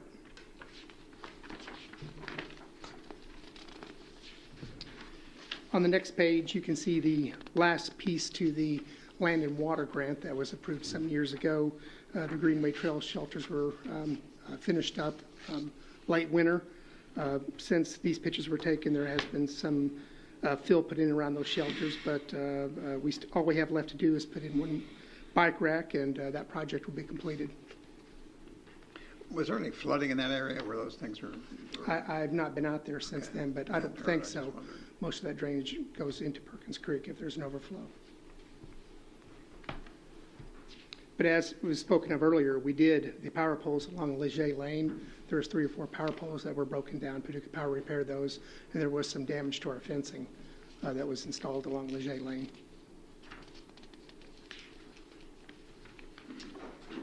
The next thing I want to talk about just quickly is the Paducah Sports Park and where we're at right now. Site work continues on fields 1 through 5. That's the Bluegrass Downs area. Field curb, fence post, and backstop poles are being installed on fields 6 through 10. And this has all been happening in the last week. These are the multi-purpose fields at the Stuart Nelson Park. Field 6 through 10, multi-purpose field installation will start in May. That's the synthetic turf. The multi-field parking, which is Stuart Nelson Park, curb and gutter will begin in May. The foundation is complete for concession building 4. That's at Stuart Nelson Park. The plumbing is next, and the walls will start going up in May. And I think there's a picture in there of the foundation just towards the end. We have a Stuart Nelson Road adjacent property meeting on April 29th. The meeting will update property owners and tenants on the final plans for reconstruction of Stuart Nelson Park Road, the construction schedule and anticipated construction duration. The signage package is being completed for the entire park. When it's completed, the package will include directional, wayfinding, and park signage. And then the entrance plaza, 100% construction documents will be completed in early May. This construction documents are scheduled to be submitted to the fiscal court on the May 12th meeting. So you'll be getting that real soon. But I was out there this morning. There was probably 30 contractors on site that remarkably had dried up quickly. They're moving quickly right now, and there's going to be a lot of changes that you see over the next few months.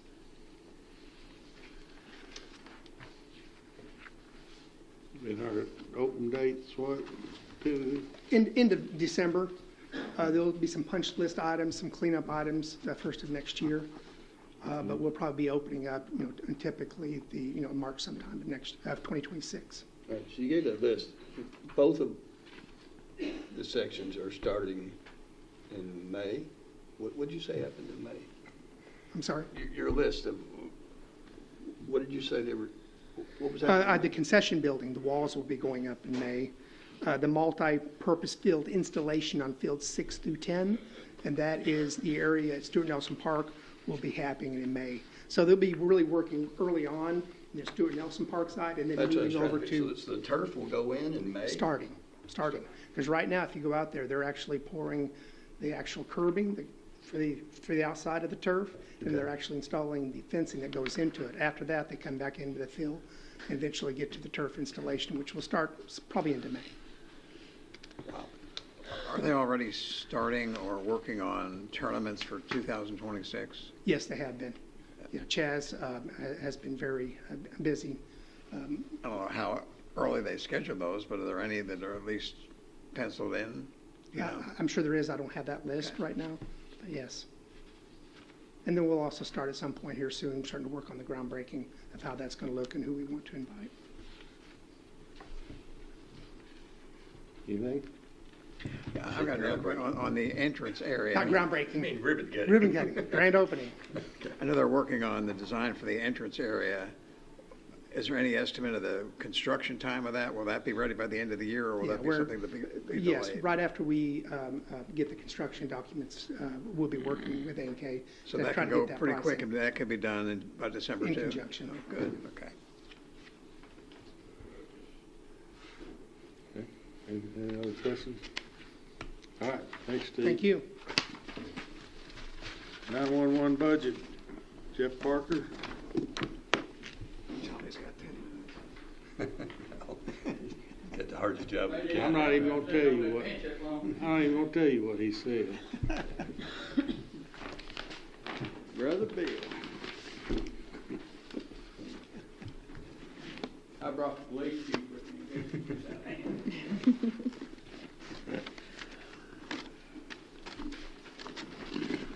Feel like save the best for last. Yeah, I appreciate that. Thank you, Johnny, Jeff. get some padded seats. Thank you.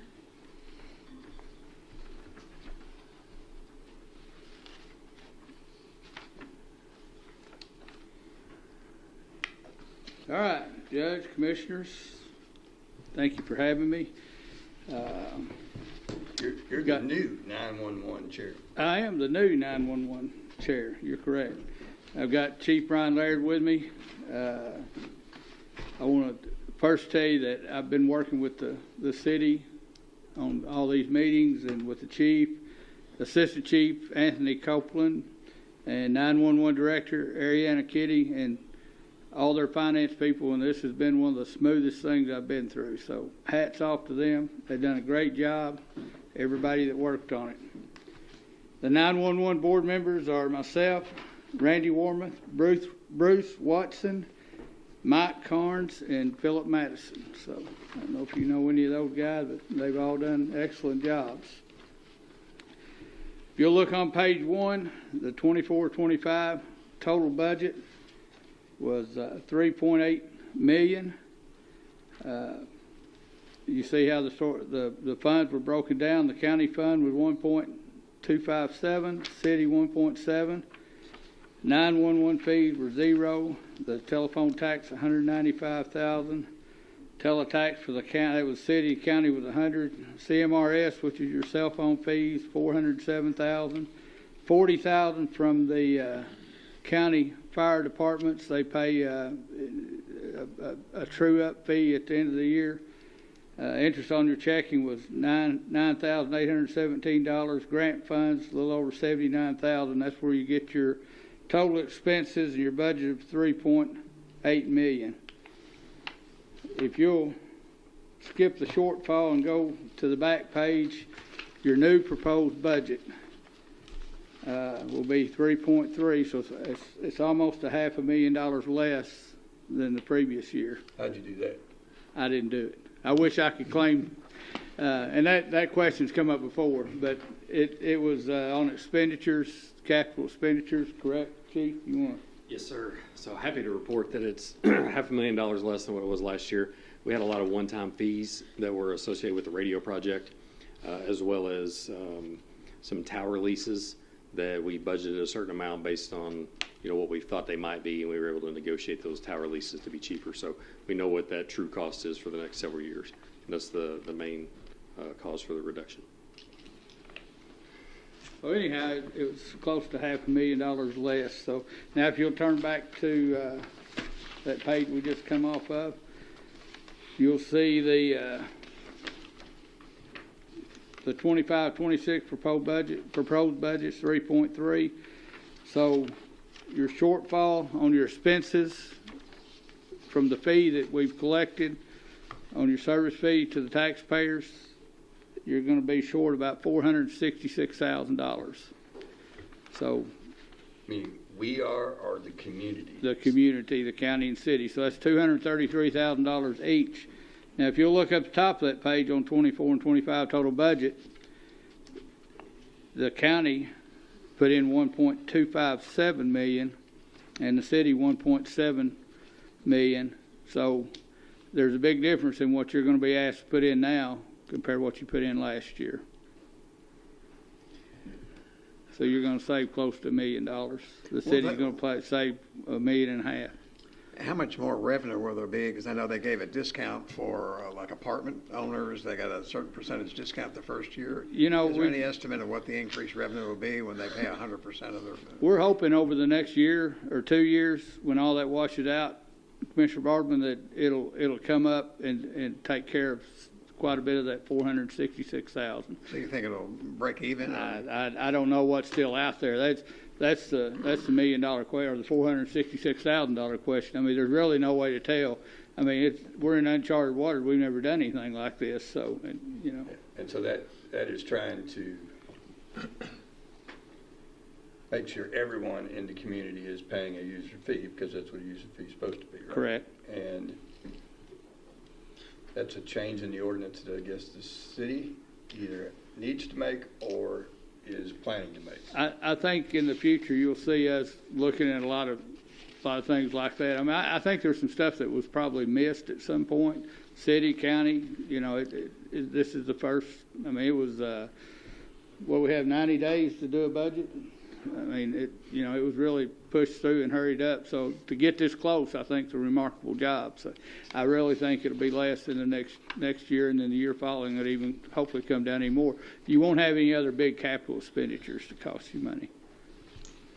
One thing I was never clear on, because it's in the city and not the county, but the public housing projects, are they paying one 911 fee for each building, or are they paying a 911 fee for each of their units? Do you know that answer to that question? I do on some of them. Pardon me? I do on some of them. I mean, we've got meetings set up with PVA, Mr. Doolittle, and the city attorney. We're going to have to go back through them, the GIS, and check them. I mean, some of them were probably missed. But there was some question whether or not the federal government in the public housing projects would pay the fee for each unit. And has that been resolved? Or what they pay this year? Do they pay for one unit, one fee for each building, or do they pay, maybe the chief knows the answer to that, do you know? I don't know the answer to that, but one of the things that Jeff's talking about is there's actually still a few of those dollars that are trickling in. And so the plan would be to do some sort of audit on that to see who paid what, but yeah, we don't, the 911 board wasn't a part of creating that fee. I wasn't a part of creating any of that, so we don't really have the knowledge to answer that question. But nobody's been able to answer that question for me, whether or not. But I do think that, like what Jeff mentioned, is we've got, this is the very first time that's ever been done. So we'll look at it, kind of see where there's issues at, where, you know, and then make adjustments to it. Because I would assume there's a high number of calls come from the, I don't want to, but from the housing projects. I would think there's a lot of 911 calls come out of there and a lot of activity in there, and if they're only paying one fee, anyway. I don't think we missed all of them. I'm sure there's some stuff that's been missed, but if you look at a GIS mapping and you see the layers that you can add to it and take away, you see where some of it could be missed, but that's where our job would come in, and we'll catch them all, hopefully catch most of them next year. Again, I don't know if they were missed or whether the federal government just said they wouldn't pay them. I don't know, but maybe somebody can answer that someday. I don't know. I think the fundamental problem was in our ordinance, frankly, both city and county, in that we identified government parcels but hadn't anticipated how many users might be living on a government parcel, and the government parcel is only charged $35, but there may be maybe 400 users on 400 users parcel. In it, correct. So you were. And we will catch the ones that fell through the cracks. It's not so much about catching, it's about drafting a user fee ordinance that charges every user the same fee because it's a user fee. Otherwise, it's a tax. Correct. In my opinion. So when we find those, Commissioner Bartman, I think that'll close that 466,000. I think it'll get it down to even a lot less and a lot closer to zero, which is the ultimate goal. So where are we on the project? As far as We've collected, this is our budget, we've collected, the city has approved the budget. You're talking about the towers. No, I'm talking about. Oh, on the towers? Yeah, what we're going on. I'm going to let you talk to. Okay. When's the ribbon cutting? Yeah, when are we going to get to that 96%? That's Hopefully by the end of the year. 95. End of the calendar year. That's what we're looking for. So if you drive by the 911 center, you'll see that there's been some work done over there. They put a shelter in. They've been working on prepping everything. You'll also all of the other 4 sites where the towers are. There will be additional shelters put there. So there's a lot of the prep work going in. We are planning on, we have to go and actually verify some of the equipment that it works appropriately before they ship it. Right. So we have to send somebody to Texas and have to send somebody to Florida with the consultant, Federal Engineering, and they go and they verify some of that stuff and then they ship it here. So we're hopeful and I'm optimistic by the end of the year is what the target is right now. So maybe the November timeframe for them to actually have it functioning, but then there'll be a period of testing to make sure that we meet that 95% reliability in all the different locations. Contractor, no complaints at this point, might not know enough to have a complaint, but. I mean, I wouldn't say complaints. As with any process, there are things that slow you down, but we've worked through those. So I would say everybody's been responsive to it so far. I agree with Commissioner Abraham. We need a ribbon cutting. Oh yeah, that's the plan. Work up something where we have the first radio transmission over the new system or something like that. I mean, because I think this is just a huge public discussion for I don't know a couple decades, and it could happen, and none of us actually realize that it's been fixed. Yeah, we'll make a big production of it. One of them things you don't know it till you need it. yeah. Any other questions, comments? All right. Thank you, Jim. Thank you. Appreciate it. Let's take 5 minutes. Thank you, Sid. Take a minute. Be back in whatever time that 5 minutes from now. It is 6:50.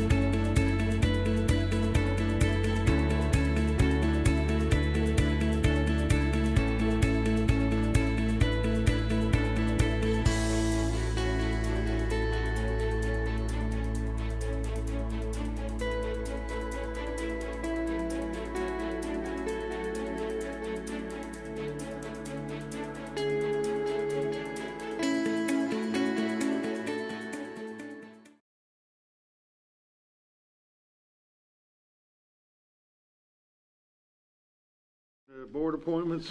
It is ordered that Chris Morgan be appointed to the PVA Board of Assessment for a term of 3 years ending April 14th, 2028. Motion. Second. All in favor, aye. Aye. Opposed, no. That carries. It is ordered that Ariane Dillon be appointed to the PVA Board of Assessment for a term of 3 years ending April 22nd, 2028. So move. Second. Anybody doesn't like him? I'm trying to be funny. All in favor, aye. Aye. Opposed, no. That carries. It is ordered that James Adams is reappointed to the Melbourne New Hope Fire Board for a term ending October 31st, 2027. Motion. Second. All in favor, aye. Aye. Opposed, no. That carries. It is ordered that Jerry Gifford is reappointed to the Melbourne New Hope Fire Board for a term ending October 31st, 2027. Motion. Second. All in favor, aye. Aye. Opposed, no.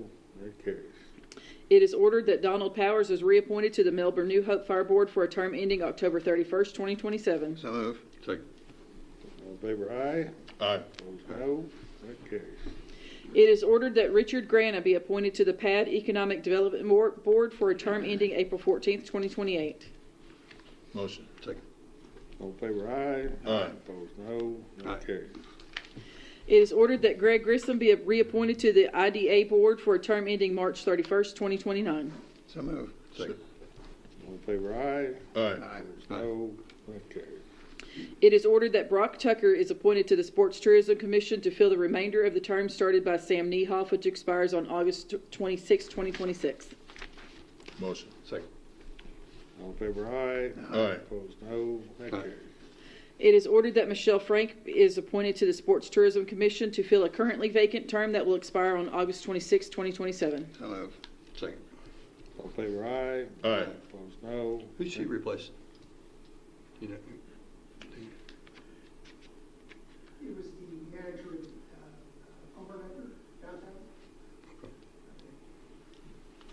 All in favor, aye. Aye. Aye. Opposed, no. Carries. It is ordered that Leon Owens is reappointed to the IDA Board for a term ending March 31st, 2027. So move. second. All in favor, aye. Aye. Opposed, no. That carries. It is ordered that the treasurer is authorized to pay Fresh Foodies up to $1,000 for co-sponsorship of the next op reception to be held on May 6, 2025. Motion. Second. What is this? That's the organization that's bringing in military members that are transitioning out of the military to civilian life, and they're putting on a thing at the, I think it's at 1857. Yeah. Okay, thank you. And the other organizations are the city's putting in something, I forget what, similar amount. Who's in charge of that? Is it the chamber? Well, I think Marianne the Medlock is running most of it, but the chamber's involved as well, yeah.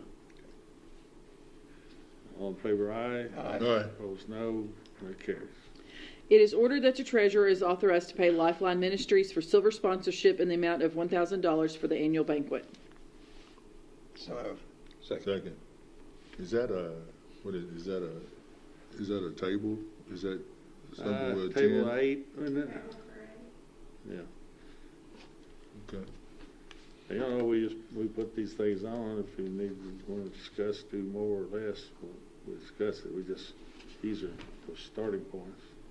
Maybe the end point too. Now, I was just wondering, those are always great to go to see that transformation of those individuals. All in favor, aye. Aye. Opposed, no. That carries. It is hereby ordered that the judge executive be authorized to sign a deed and all documents necessary for the purchase and transfer of 2.11 acres of land located on Denver Street in the Community Recreation Corporation of Lone Oak to McCracken County. It is further ordered that the treasurer is authorized to pay Community Recreation Corporation $1 for the land and improvements. Motion. Second. I've got a question. Do they have any other assets that would come with that other than the land? I mean, is there any cash in there that would come with it? No cash or anything. There's a little bit of equipment out there, playground equipment, and there's Steve, there's a building. Picnic shelters, yeah. Okay. They wanted $2, but I got them down to $1. All in favor, aye? Opposed, no. Okay. It is hereby ordered that the Judge Executive be authorized to sign a letter of support on behalf of the Industrial Development Authority, IDA, and Greater Paducah Economic Development Cooperation in its application for funds to the Cabinet for Economic Development Cabinet's Kentucky Productive Development Initiative. This letter supports the IDA's grant request for the construction of a speculative building in Industrial Park West. So moved. Second. Does this letter of support obligate us to any funds or just support the grant? Does it, are we obligating to match the grant if we send a letter of support? Well, it's only a $2 million grant and a $6 million building, right? $8 million building, $2 million grant. $8 million building, $2 million, so. Well, it doesn't obligate us, I mean, not legally, it's going to give us certainly an incentive to try to work together an agreement. I've been talking with the mayor. He has one idea, I have another. It happens from time to time. But you know, I'm hopeful that we will come to an agreement on how we're going to split that. But no, this alone would not. All in favor, aye. Aye. Opposed, no. That carries. It is ordered to engage Patrick and Associates, LLC to perform audit services for McCracken County Fiscal Court for a period beginning July 1st, 2024 and ending June 30th, 2025. So moved. Second. Discussion? This is kind of new, and I mean, doesn't the state normally do this for us? This will be the second year for them. The state is on this officer rotation. Which is a good thing. It is. Well, it means that we've been good, right?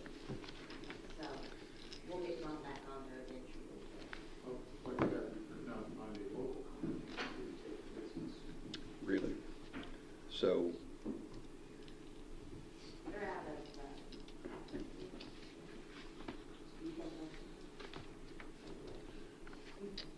yeah, nobody local would touch it. They, staffing issues. They weren't taking on any big government audit like we would be. so the cost,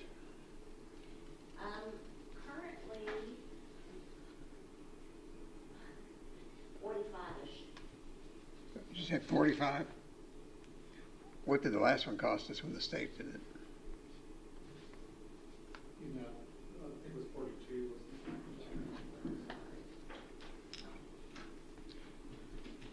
They're camped up in here for like months. weren't they? Yeah, the private funds move faster than the state does. well, compared to some of the other audits that I've seen that we've paid for, compared to the number of transactions we have, I think that $45,000, I want to tell them to charge more, but I'm not offended by that price. All in favor, aye? Aye. Opposed, no. That carries. It is ordered that the Judge Executive is authorized to execute the service agreement with Government Utilities Technology Services Incorporated, or GUTS, for the processing, printing, and mailing of the 2025 McCracken County property tax bills. Motion. Second. Again, do we have a cost on that? They don't, this is just to get it going. Of course, they won't go out until October, November of this year. I assume they charge per tax bill. Is that how they do it? They do, but the agreement doesn't really specify, is a copy of the Wasn't agreement. it a nickel a check? What? There was some fee plus. The big part of it is the postage piece of it. I have not seen the paperwork. Kathy fills that out. That's why. It was more than $1 per bill. I'm sorry, I didn't hear what you said. It's how much? I think it's around $1. The last time I looked at it. The contract doesn't really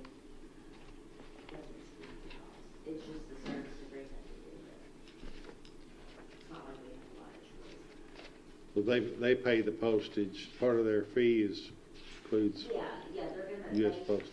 They mail it, so they do the postage, so they're gonna bill us for postage plus their fee for actually handling them.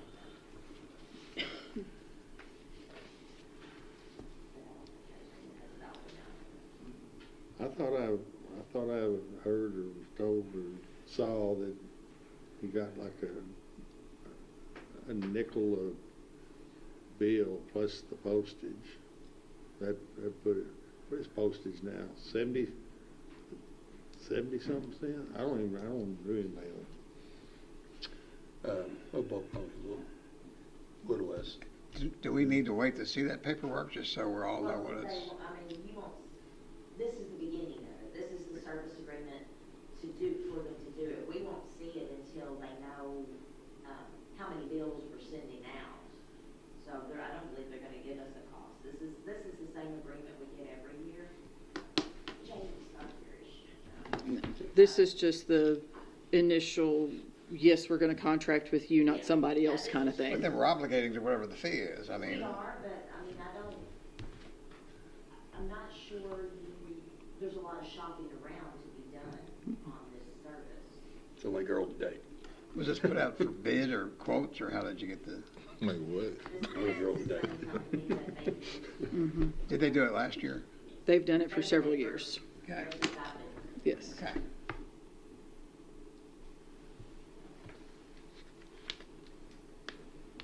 Good to go forward? Yeah. Any all in favor, aye? Aye. Opposed, no. That carries. It is ordered to pay the invoice dated March 25th, 2025 to PFGW for the Sports Complex project in the amount of $27,881.65. This is pursuant to the interlocal cooperation agreement dated September 7th, 2022 between the City of Paducah, Kentucky, the County of McCracken County, Kentucky, and the Sports Tourism Commission.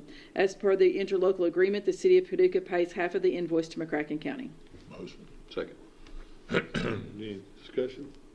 All in favor, aye? Aye. Opposed, no. That carries. It is ordered to pay the invoice dated March 7th, 2025 to BFW for the Sports Complex project in the amount of $1,566.07. This is pursuant to the interlocal cooperation agreement dated September 7th, 2022 between the City of Paducah, Kentucky, the County of McCracken County, Kentucky, and the Sports Tourism Commission. As per the interlocal agreement, the City of Paducah pays half of the invoice to McCracken County. So moved. Second. Any discussion? All in favor, aye?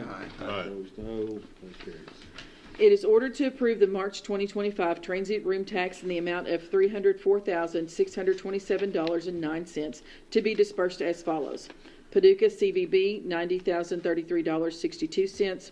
Convention Center, $60,776.42. Sports Tourism Commission, $92,291.13. Escrow Fund, $61,525.92. Motion. Second. Discussion. All in favor, aye? Aye. Opposed, no. That carries. We got two late orders, a J and a K. You got those? I do not. Here you go. They just popped up well, it's been a while now, but when we came in, it hadn't been long. All right, we got to listen.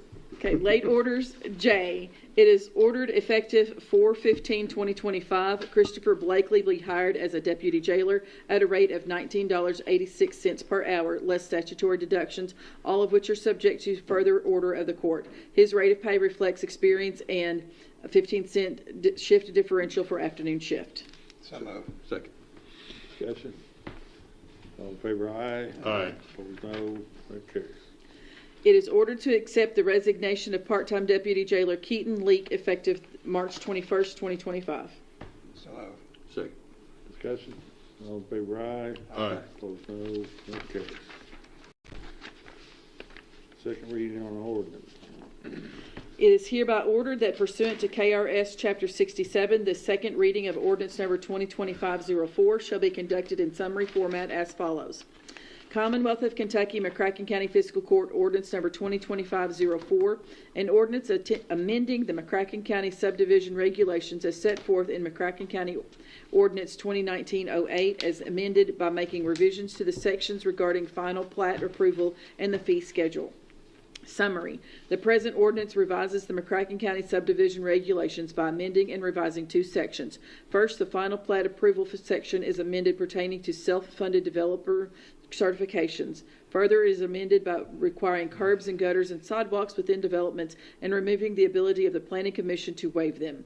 Additionally, the subdivision fee schedule is revised by adding a submission rule for full site plans and eliminating the requirement to submit hard copies of certain submissions. Certification. It is hereby certified by the McCracken County Fiscal Court that the present summary represents an accurate official statement of the main points of and contents of ordinance number 2025-04. Public inspection. Ordinance number 2025-04 shall be available for public inspection in its whole and complete form in the McCracken County Judge Executive's office during ordinary business hours. Motion to adopt that. Motion to adopt. Second. Any discussion? Yes, so this is kind of new, right? I mean, have we required sidewalks in the past? So the ordinance has always said that, for as long as I've been here, the ordinance has said that the planning commission may waive that requirement. And how often do they waive that? It's easier to tell you how many times they have not waived it. They've not waived it ever. The waiver is granted. So it's a big deal. It is. And that's one thing that came out in our comprehensive plan, is talking about the walkability and bikeability of neighborhoods. And one of the arguments that I continually hear is, it's a sidewalk to nowhere. Well, it's a sidewalk to nowhere right now. But if we don't ever start somewhere, we're never going to get it.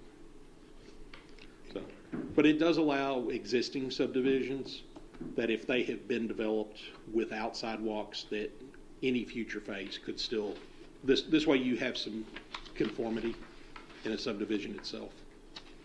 Meaning that if the subdivision is already in progress and they do another phase of that subdivision, there could be a waiver. Yes. How big of a sidewalk? We did not specify a size on the sidewalk. So this would require every subdivision to have gutters, sidewalks, and curbs. Yeah, that is correct.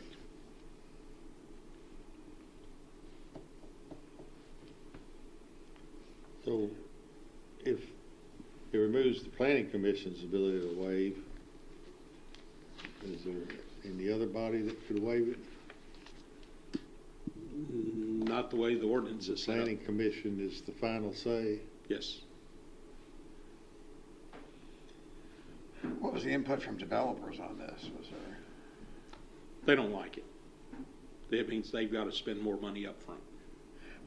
But you said that the planning commission has never waived those? But they have always waived it. They have never not granted a request to waive it. They have always waived it? Always.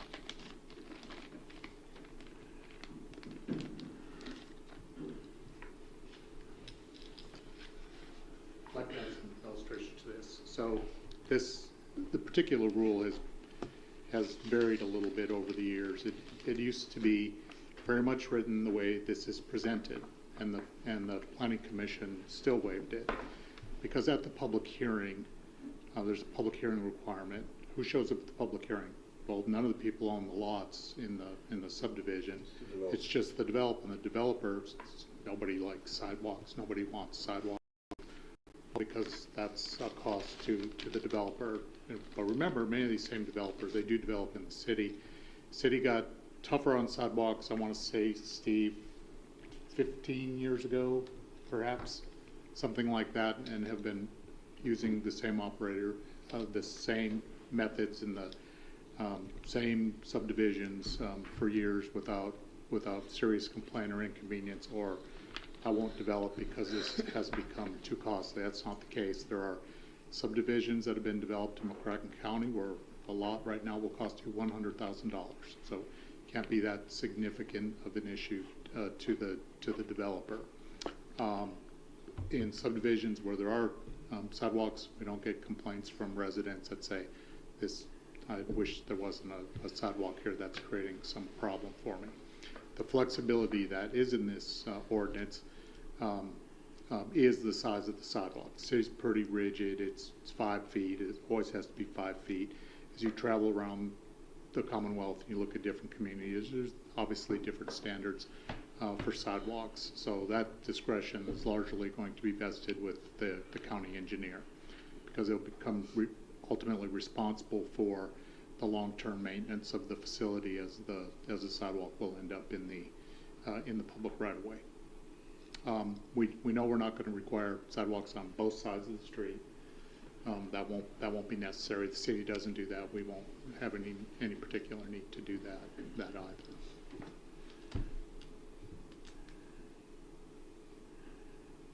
Curbs and gutters. Right now we're just allowing a blacktop road, right? So we used to 100% of the time require curb and gutter.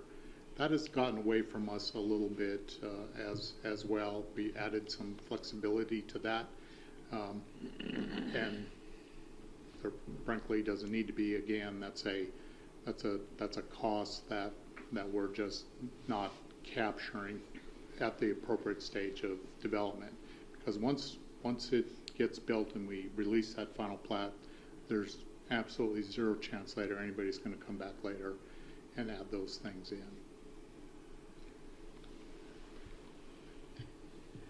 Are there issues that have come up that require us to do that, or that you think it's necessary to change it? I think it's a livability issue for folks, a place to get out and walk the dog, a place for kids to ride their bikes and their tricycles on.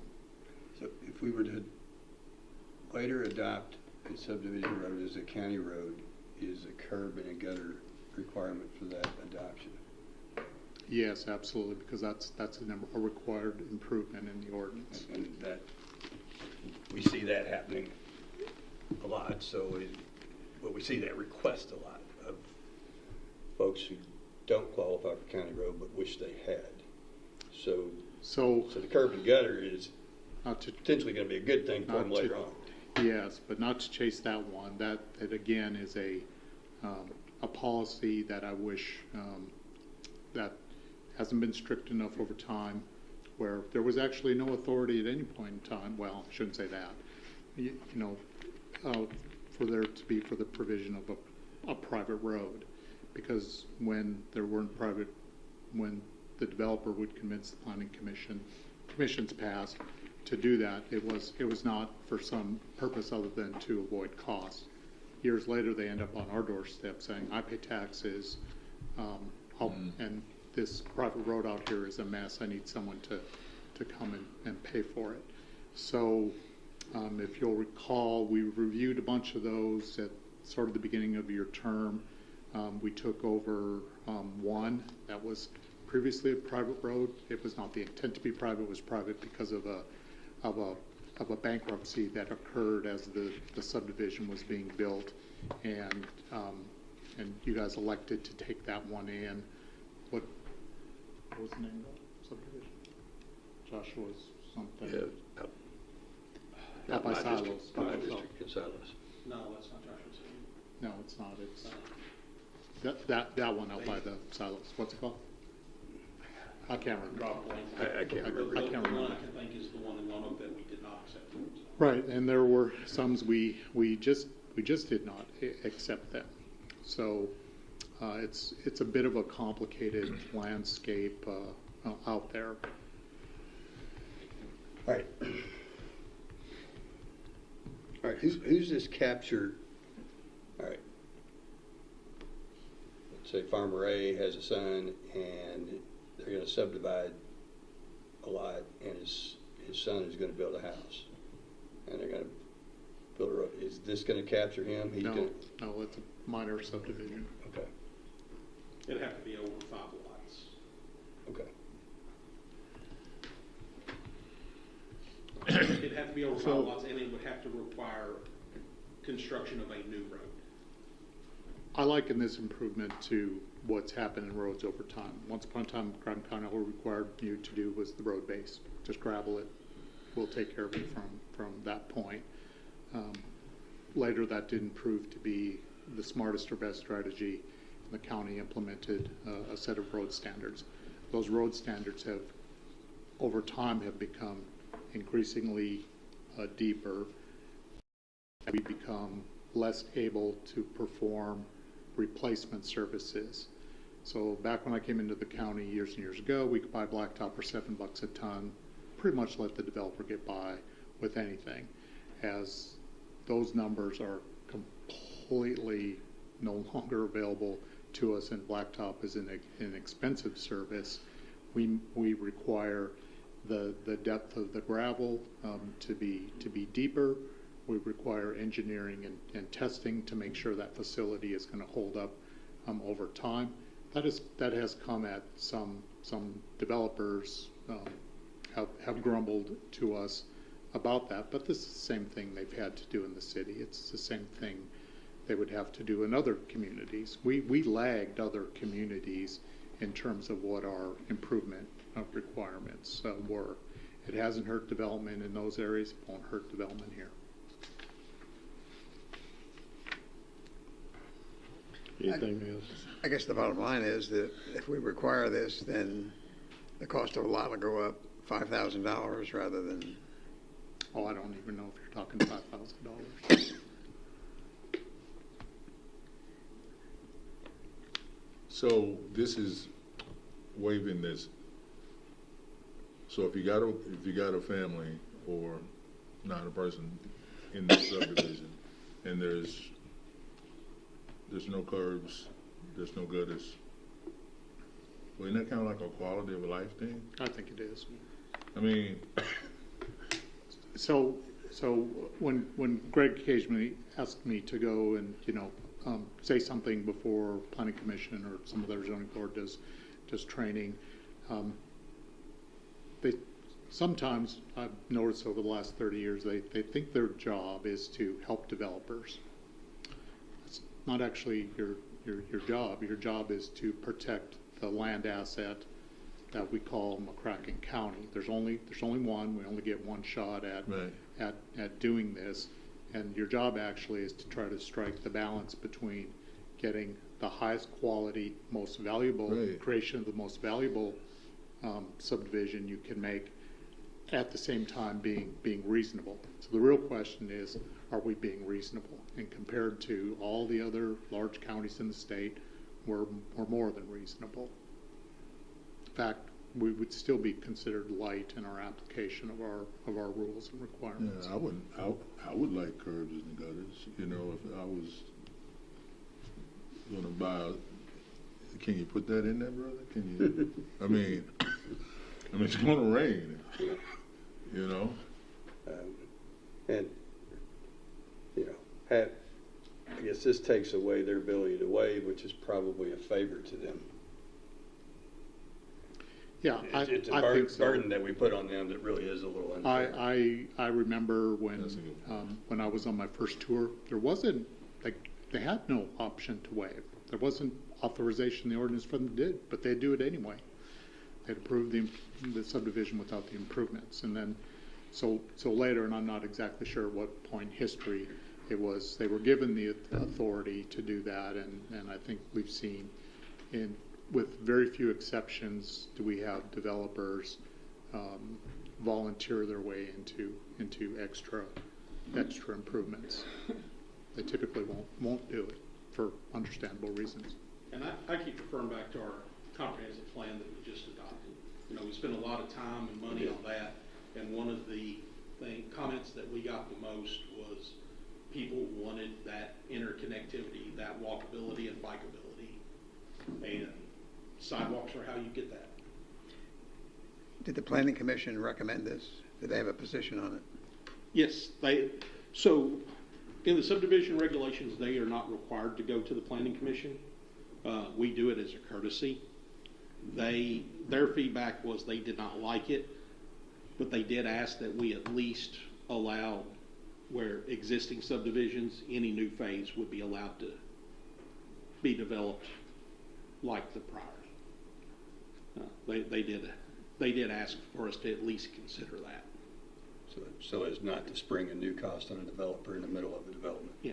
Well, and part of it is if you get into a subdivision, you're driving through the first phase and there's no sidewalks and you've got ditches, and then you hit the new phase 2 and all of a sudden you do have sidewalks and you've got the curb and guttering. There's an aesthetics issue there. And that is a case where you legitimately would have a sidewalk to nowhere, because it's phase 2 is always behind or beside, so there's nothing in that case for it to connect to. And there's not that many subdivisions that are out there that still have additional phases left. What's the subdivision that's by Faith Center? Steve, we were just talking about it in the last 6 months. Regal Lane? Yes, it's Regal Lane. Regal Lane, and that was a county planned subdivision. Lots of people live on Regal Lane. No sidewalks. No sidewalks. Very, very narrow street. Not enough room for off-street parking. It really is a mess there. Yeah. And Setback violations, encroachments. Yeah, I did some litigation involving an accident there, and had to drive out there and just, where I could park in order to take my pictures of where the accident occurred and the number of children that I was interacting with who said, "Take my picture too." There's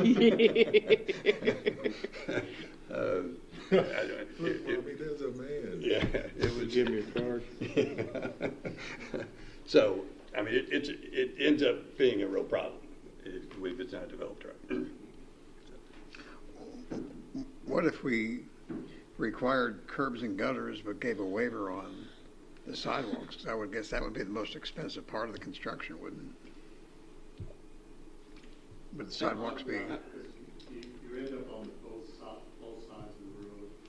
I don't see that as a real good compromise. I think the good compromise is one side of the road.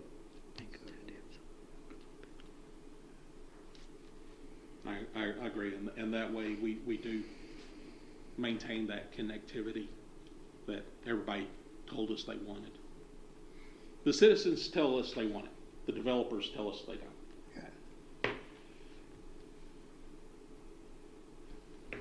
Anything else? All in favor, aye. Aye. Opposed, no. Not carried. First reading. It is hereby ordered that pursuant to KRS Chapter 67, the first reading of ordinance number 2025-06 shall be conducted in summary format as follows. Commonwealth of Kentucky, McCracken County Fiscal Court, ordinance number 2025-06. An ordinance repealing McCracken County ordinances 91-2 and 2000-6 in their entirety and abolishing the landline fee. Summary. The present ordinance repeals McCracken County Ordinance 912 and 2006 in their entirety. This action is taken to abolish the landline fee and cease the collection thereof pursuant to Section VC of the interlocal agreement for the provision of emergency 911 services entered between McCracken County and the City of Paducah. Certification. It is hereby certified by the McCracken County Fiscal Court that the present summary represents an accurate official statement of the main points of and contents of ordinance number 2025-06. Public inspection. Ordinance number 2025-06 shall be available for public inspection in its whole and complete form in the McCracken County Judge Executive's office during ordinary business hours. Motion. All right, now that's the first reading, so we won't have a vote on it, but any other concerns about anything we need to talk about it? Did you get a second? No, I need a second, please. Hopefully then I was waiting on Bill to second it. I'll second it. So, now you were saying? I'm saying it's a first reading, so we don't vote on a first reading. Is the city already, they've already done the 2 readings? Okay. Well, yeah, obviously I'm going to vote to lower a tax, but when I look at the numbers, it's $300,000 decline in revenue. We just heard a report from the chairman.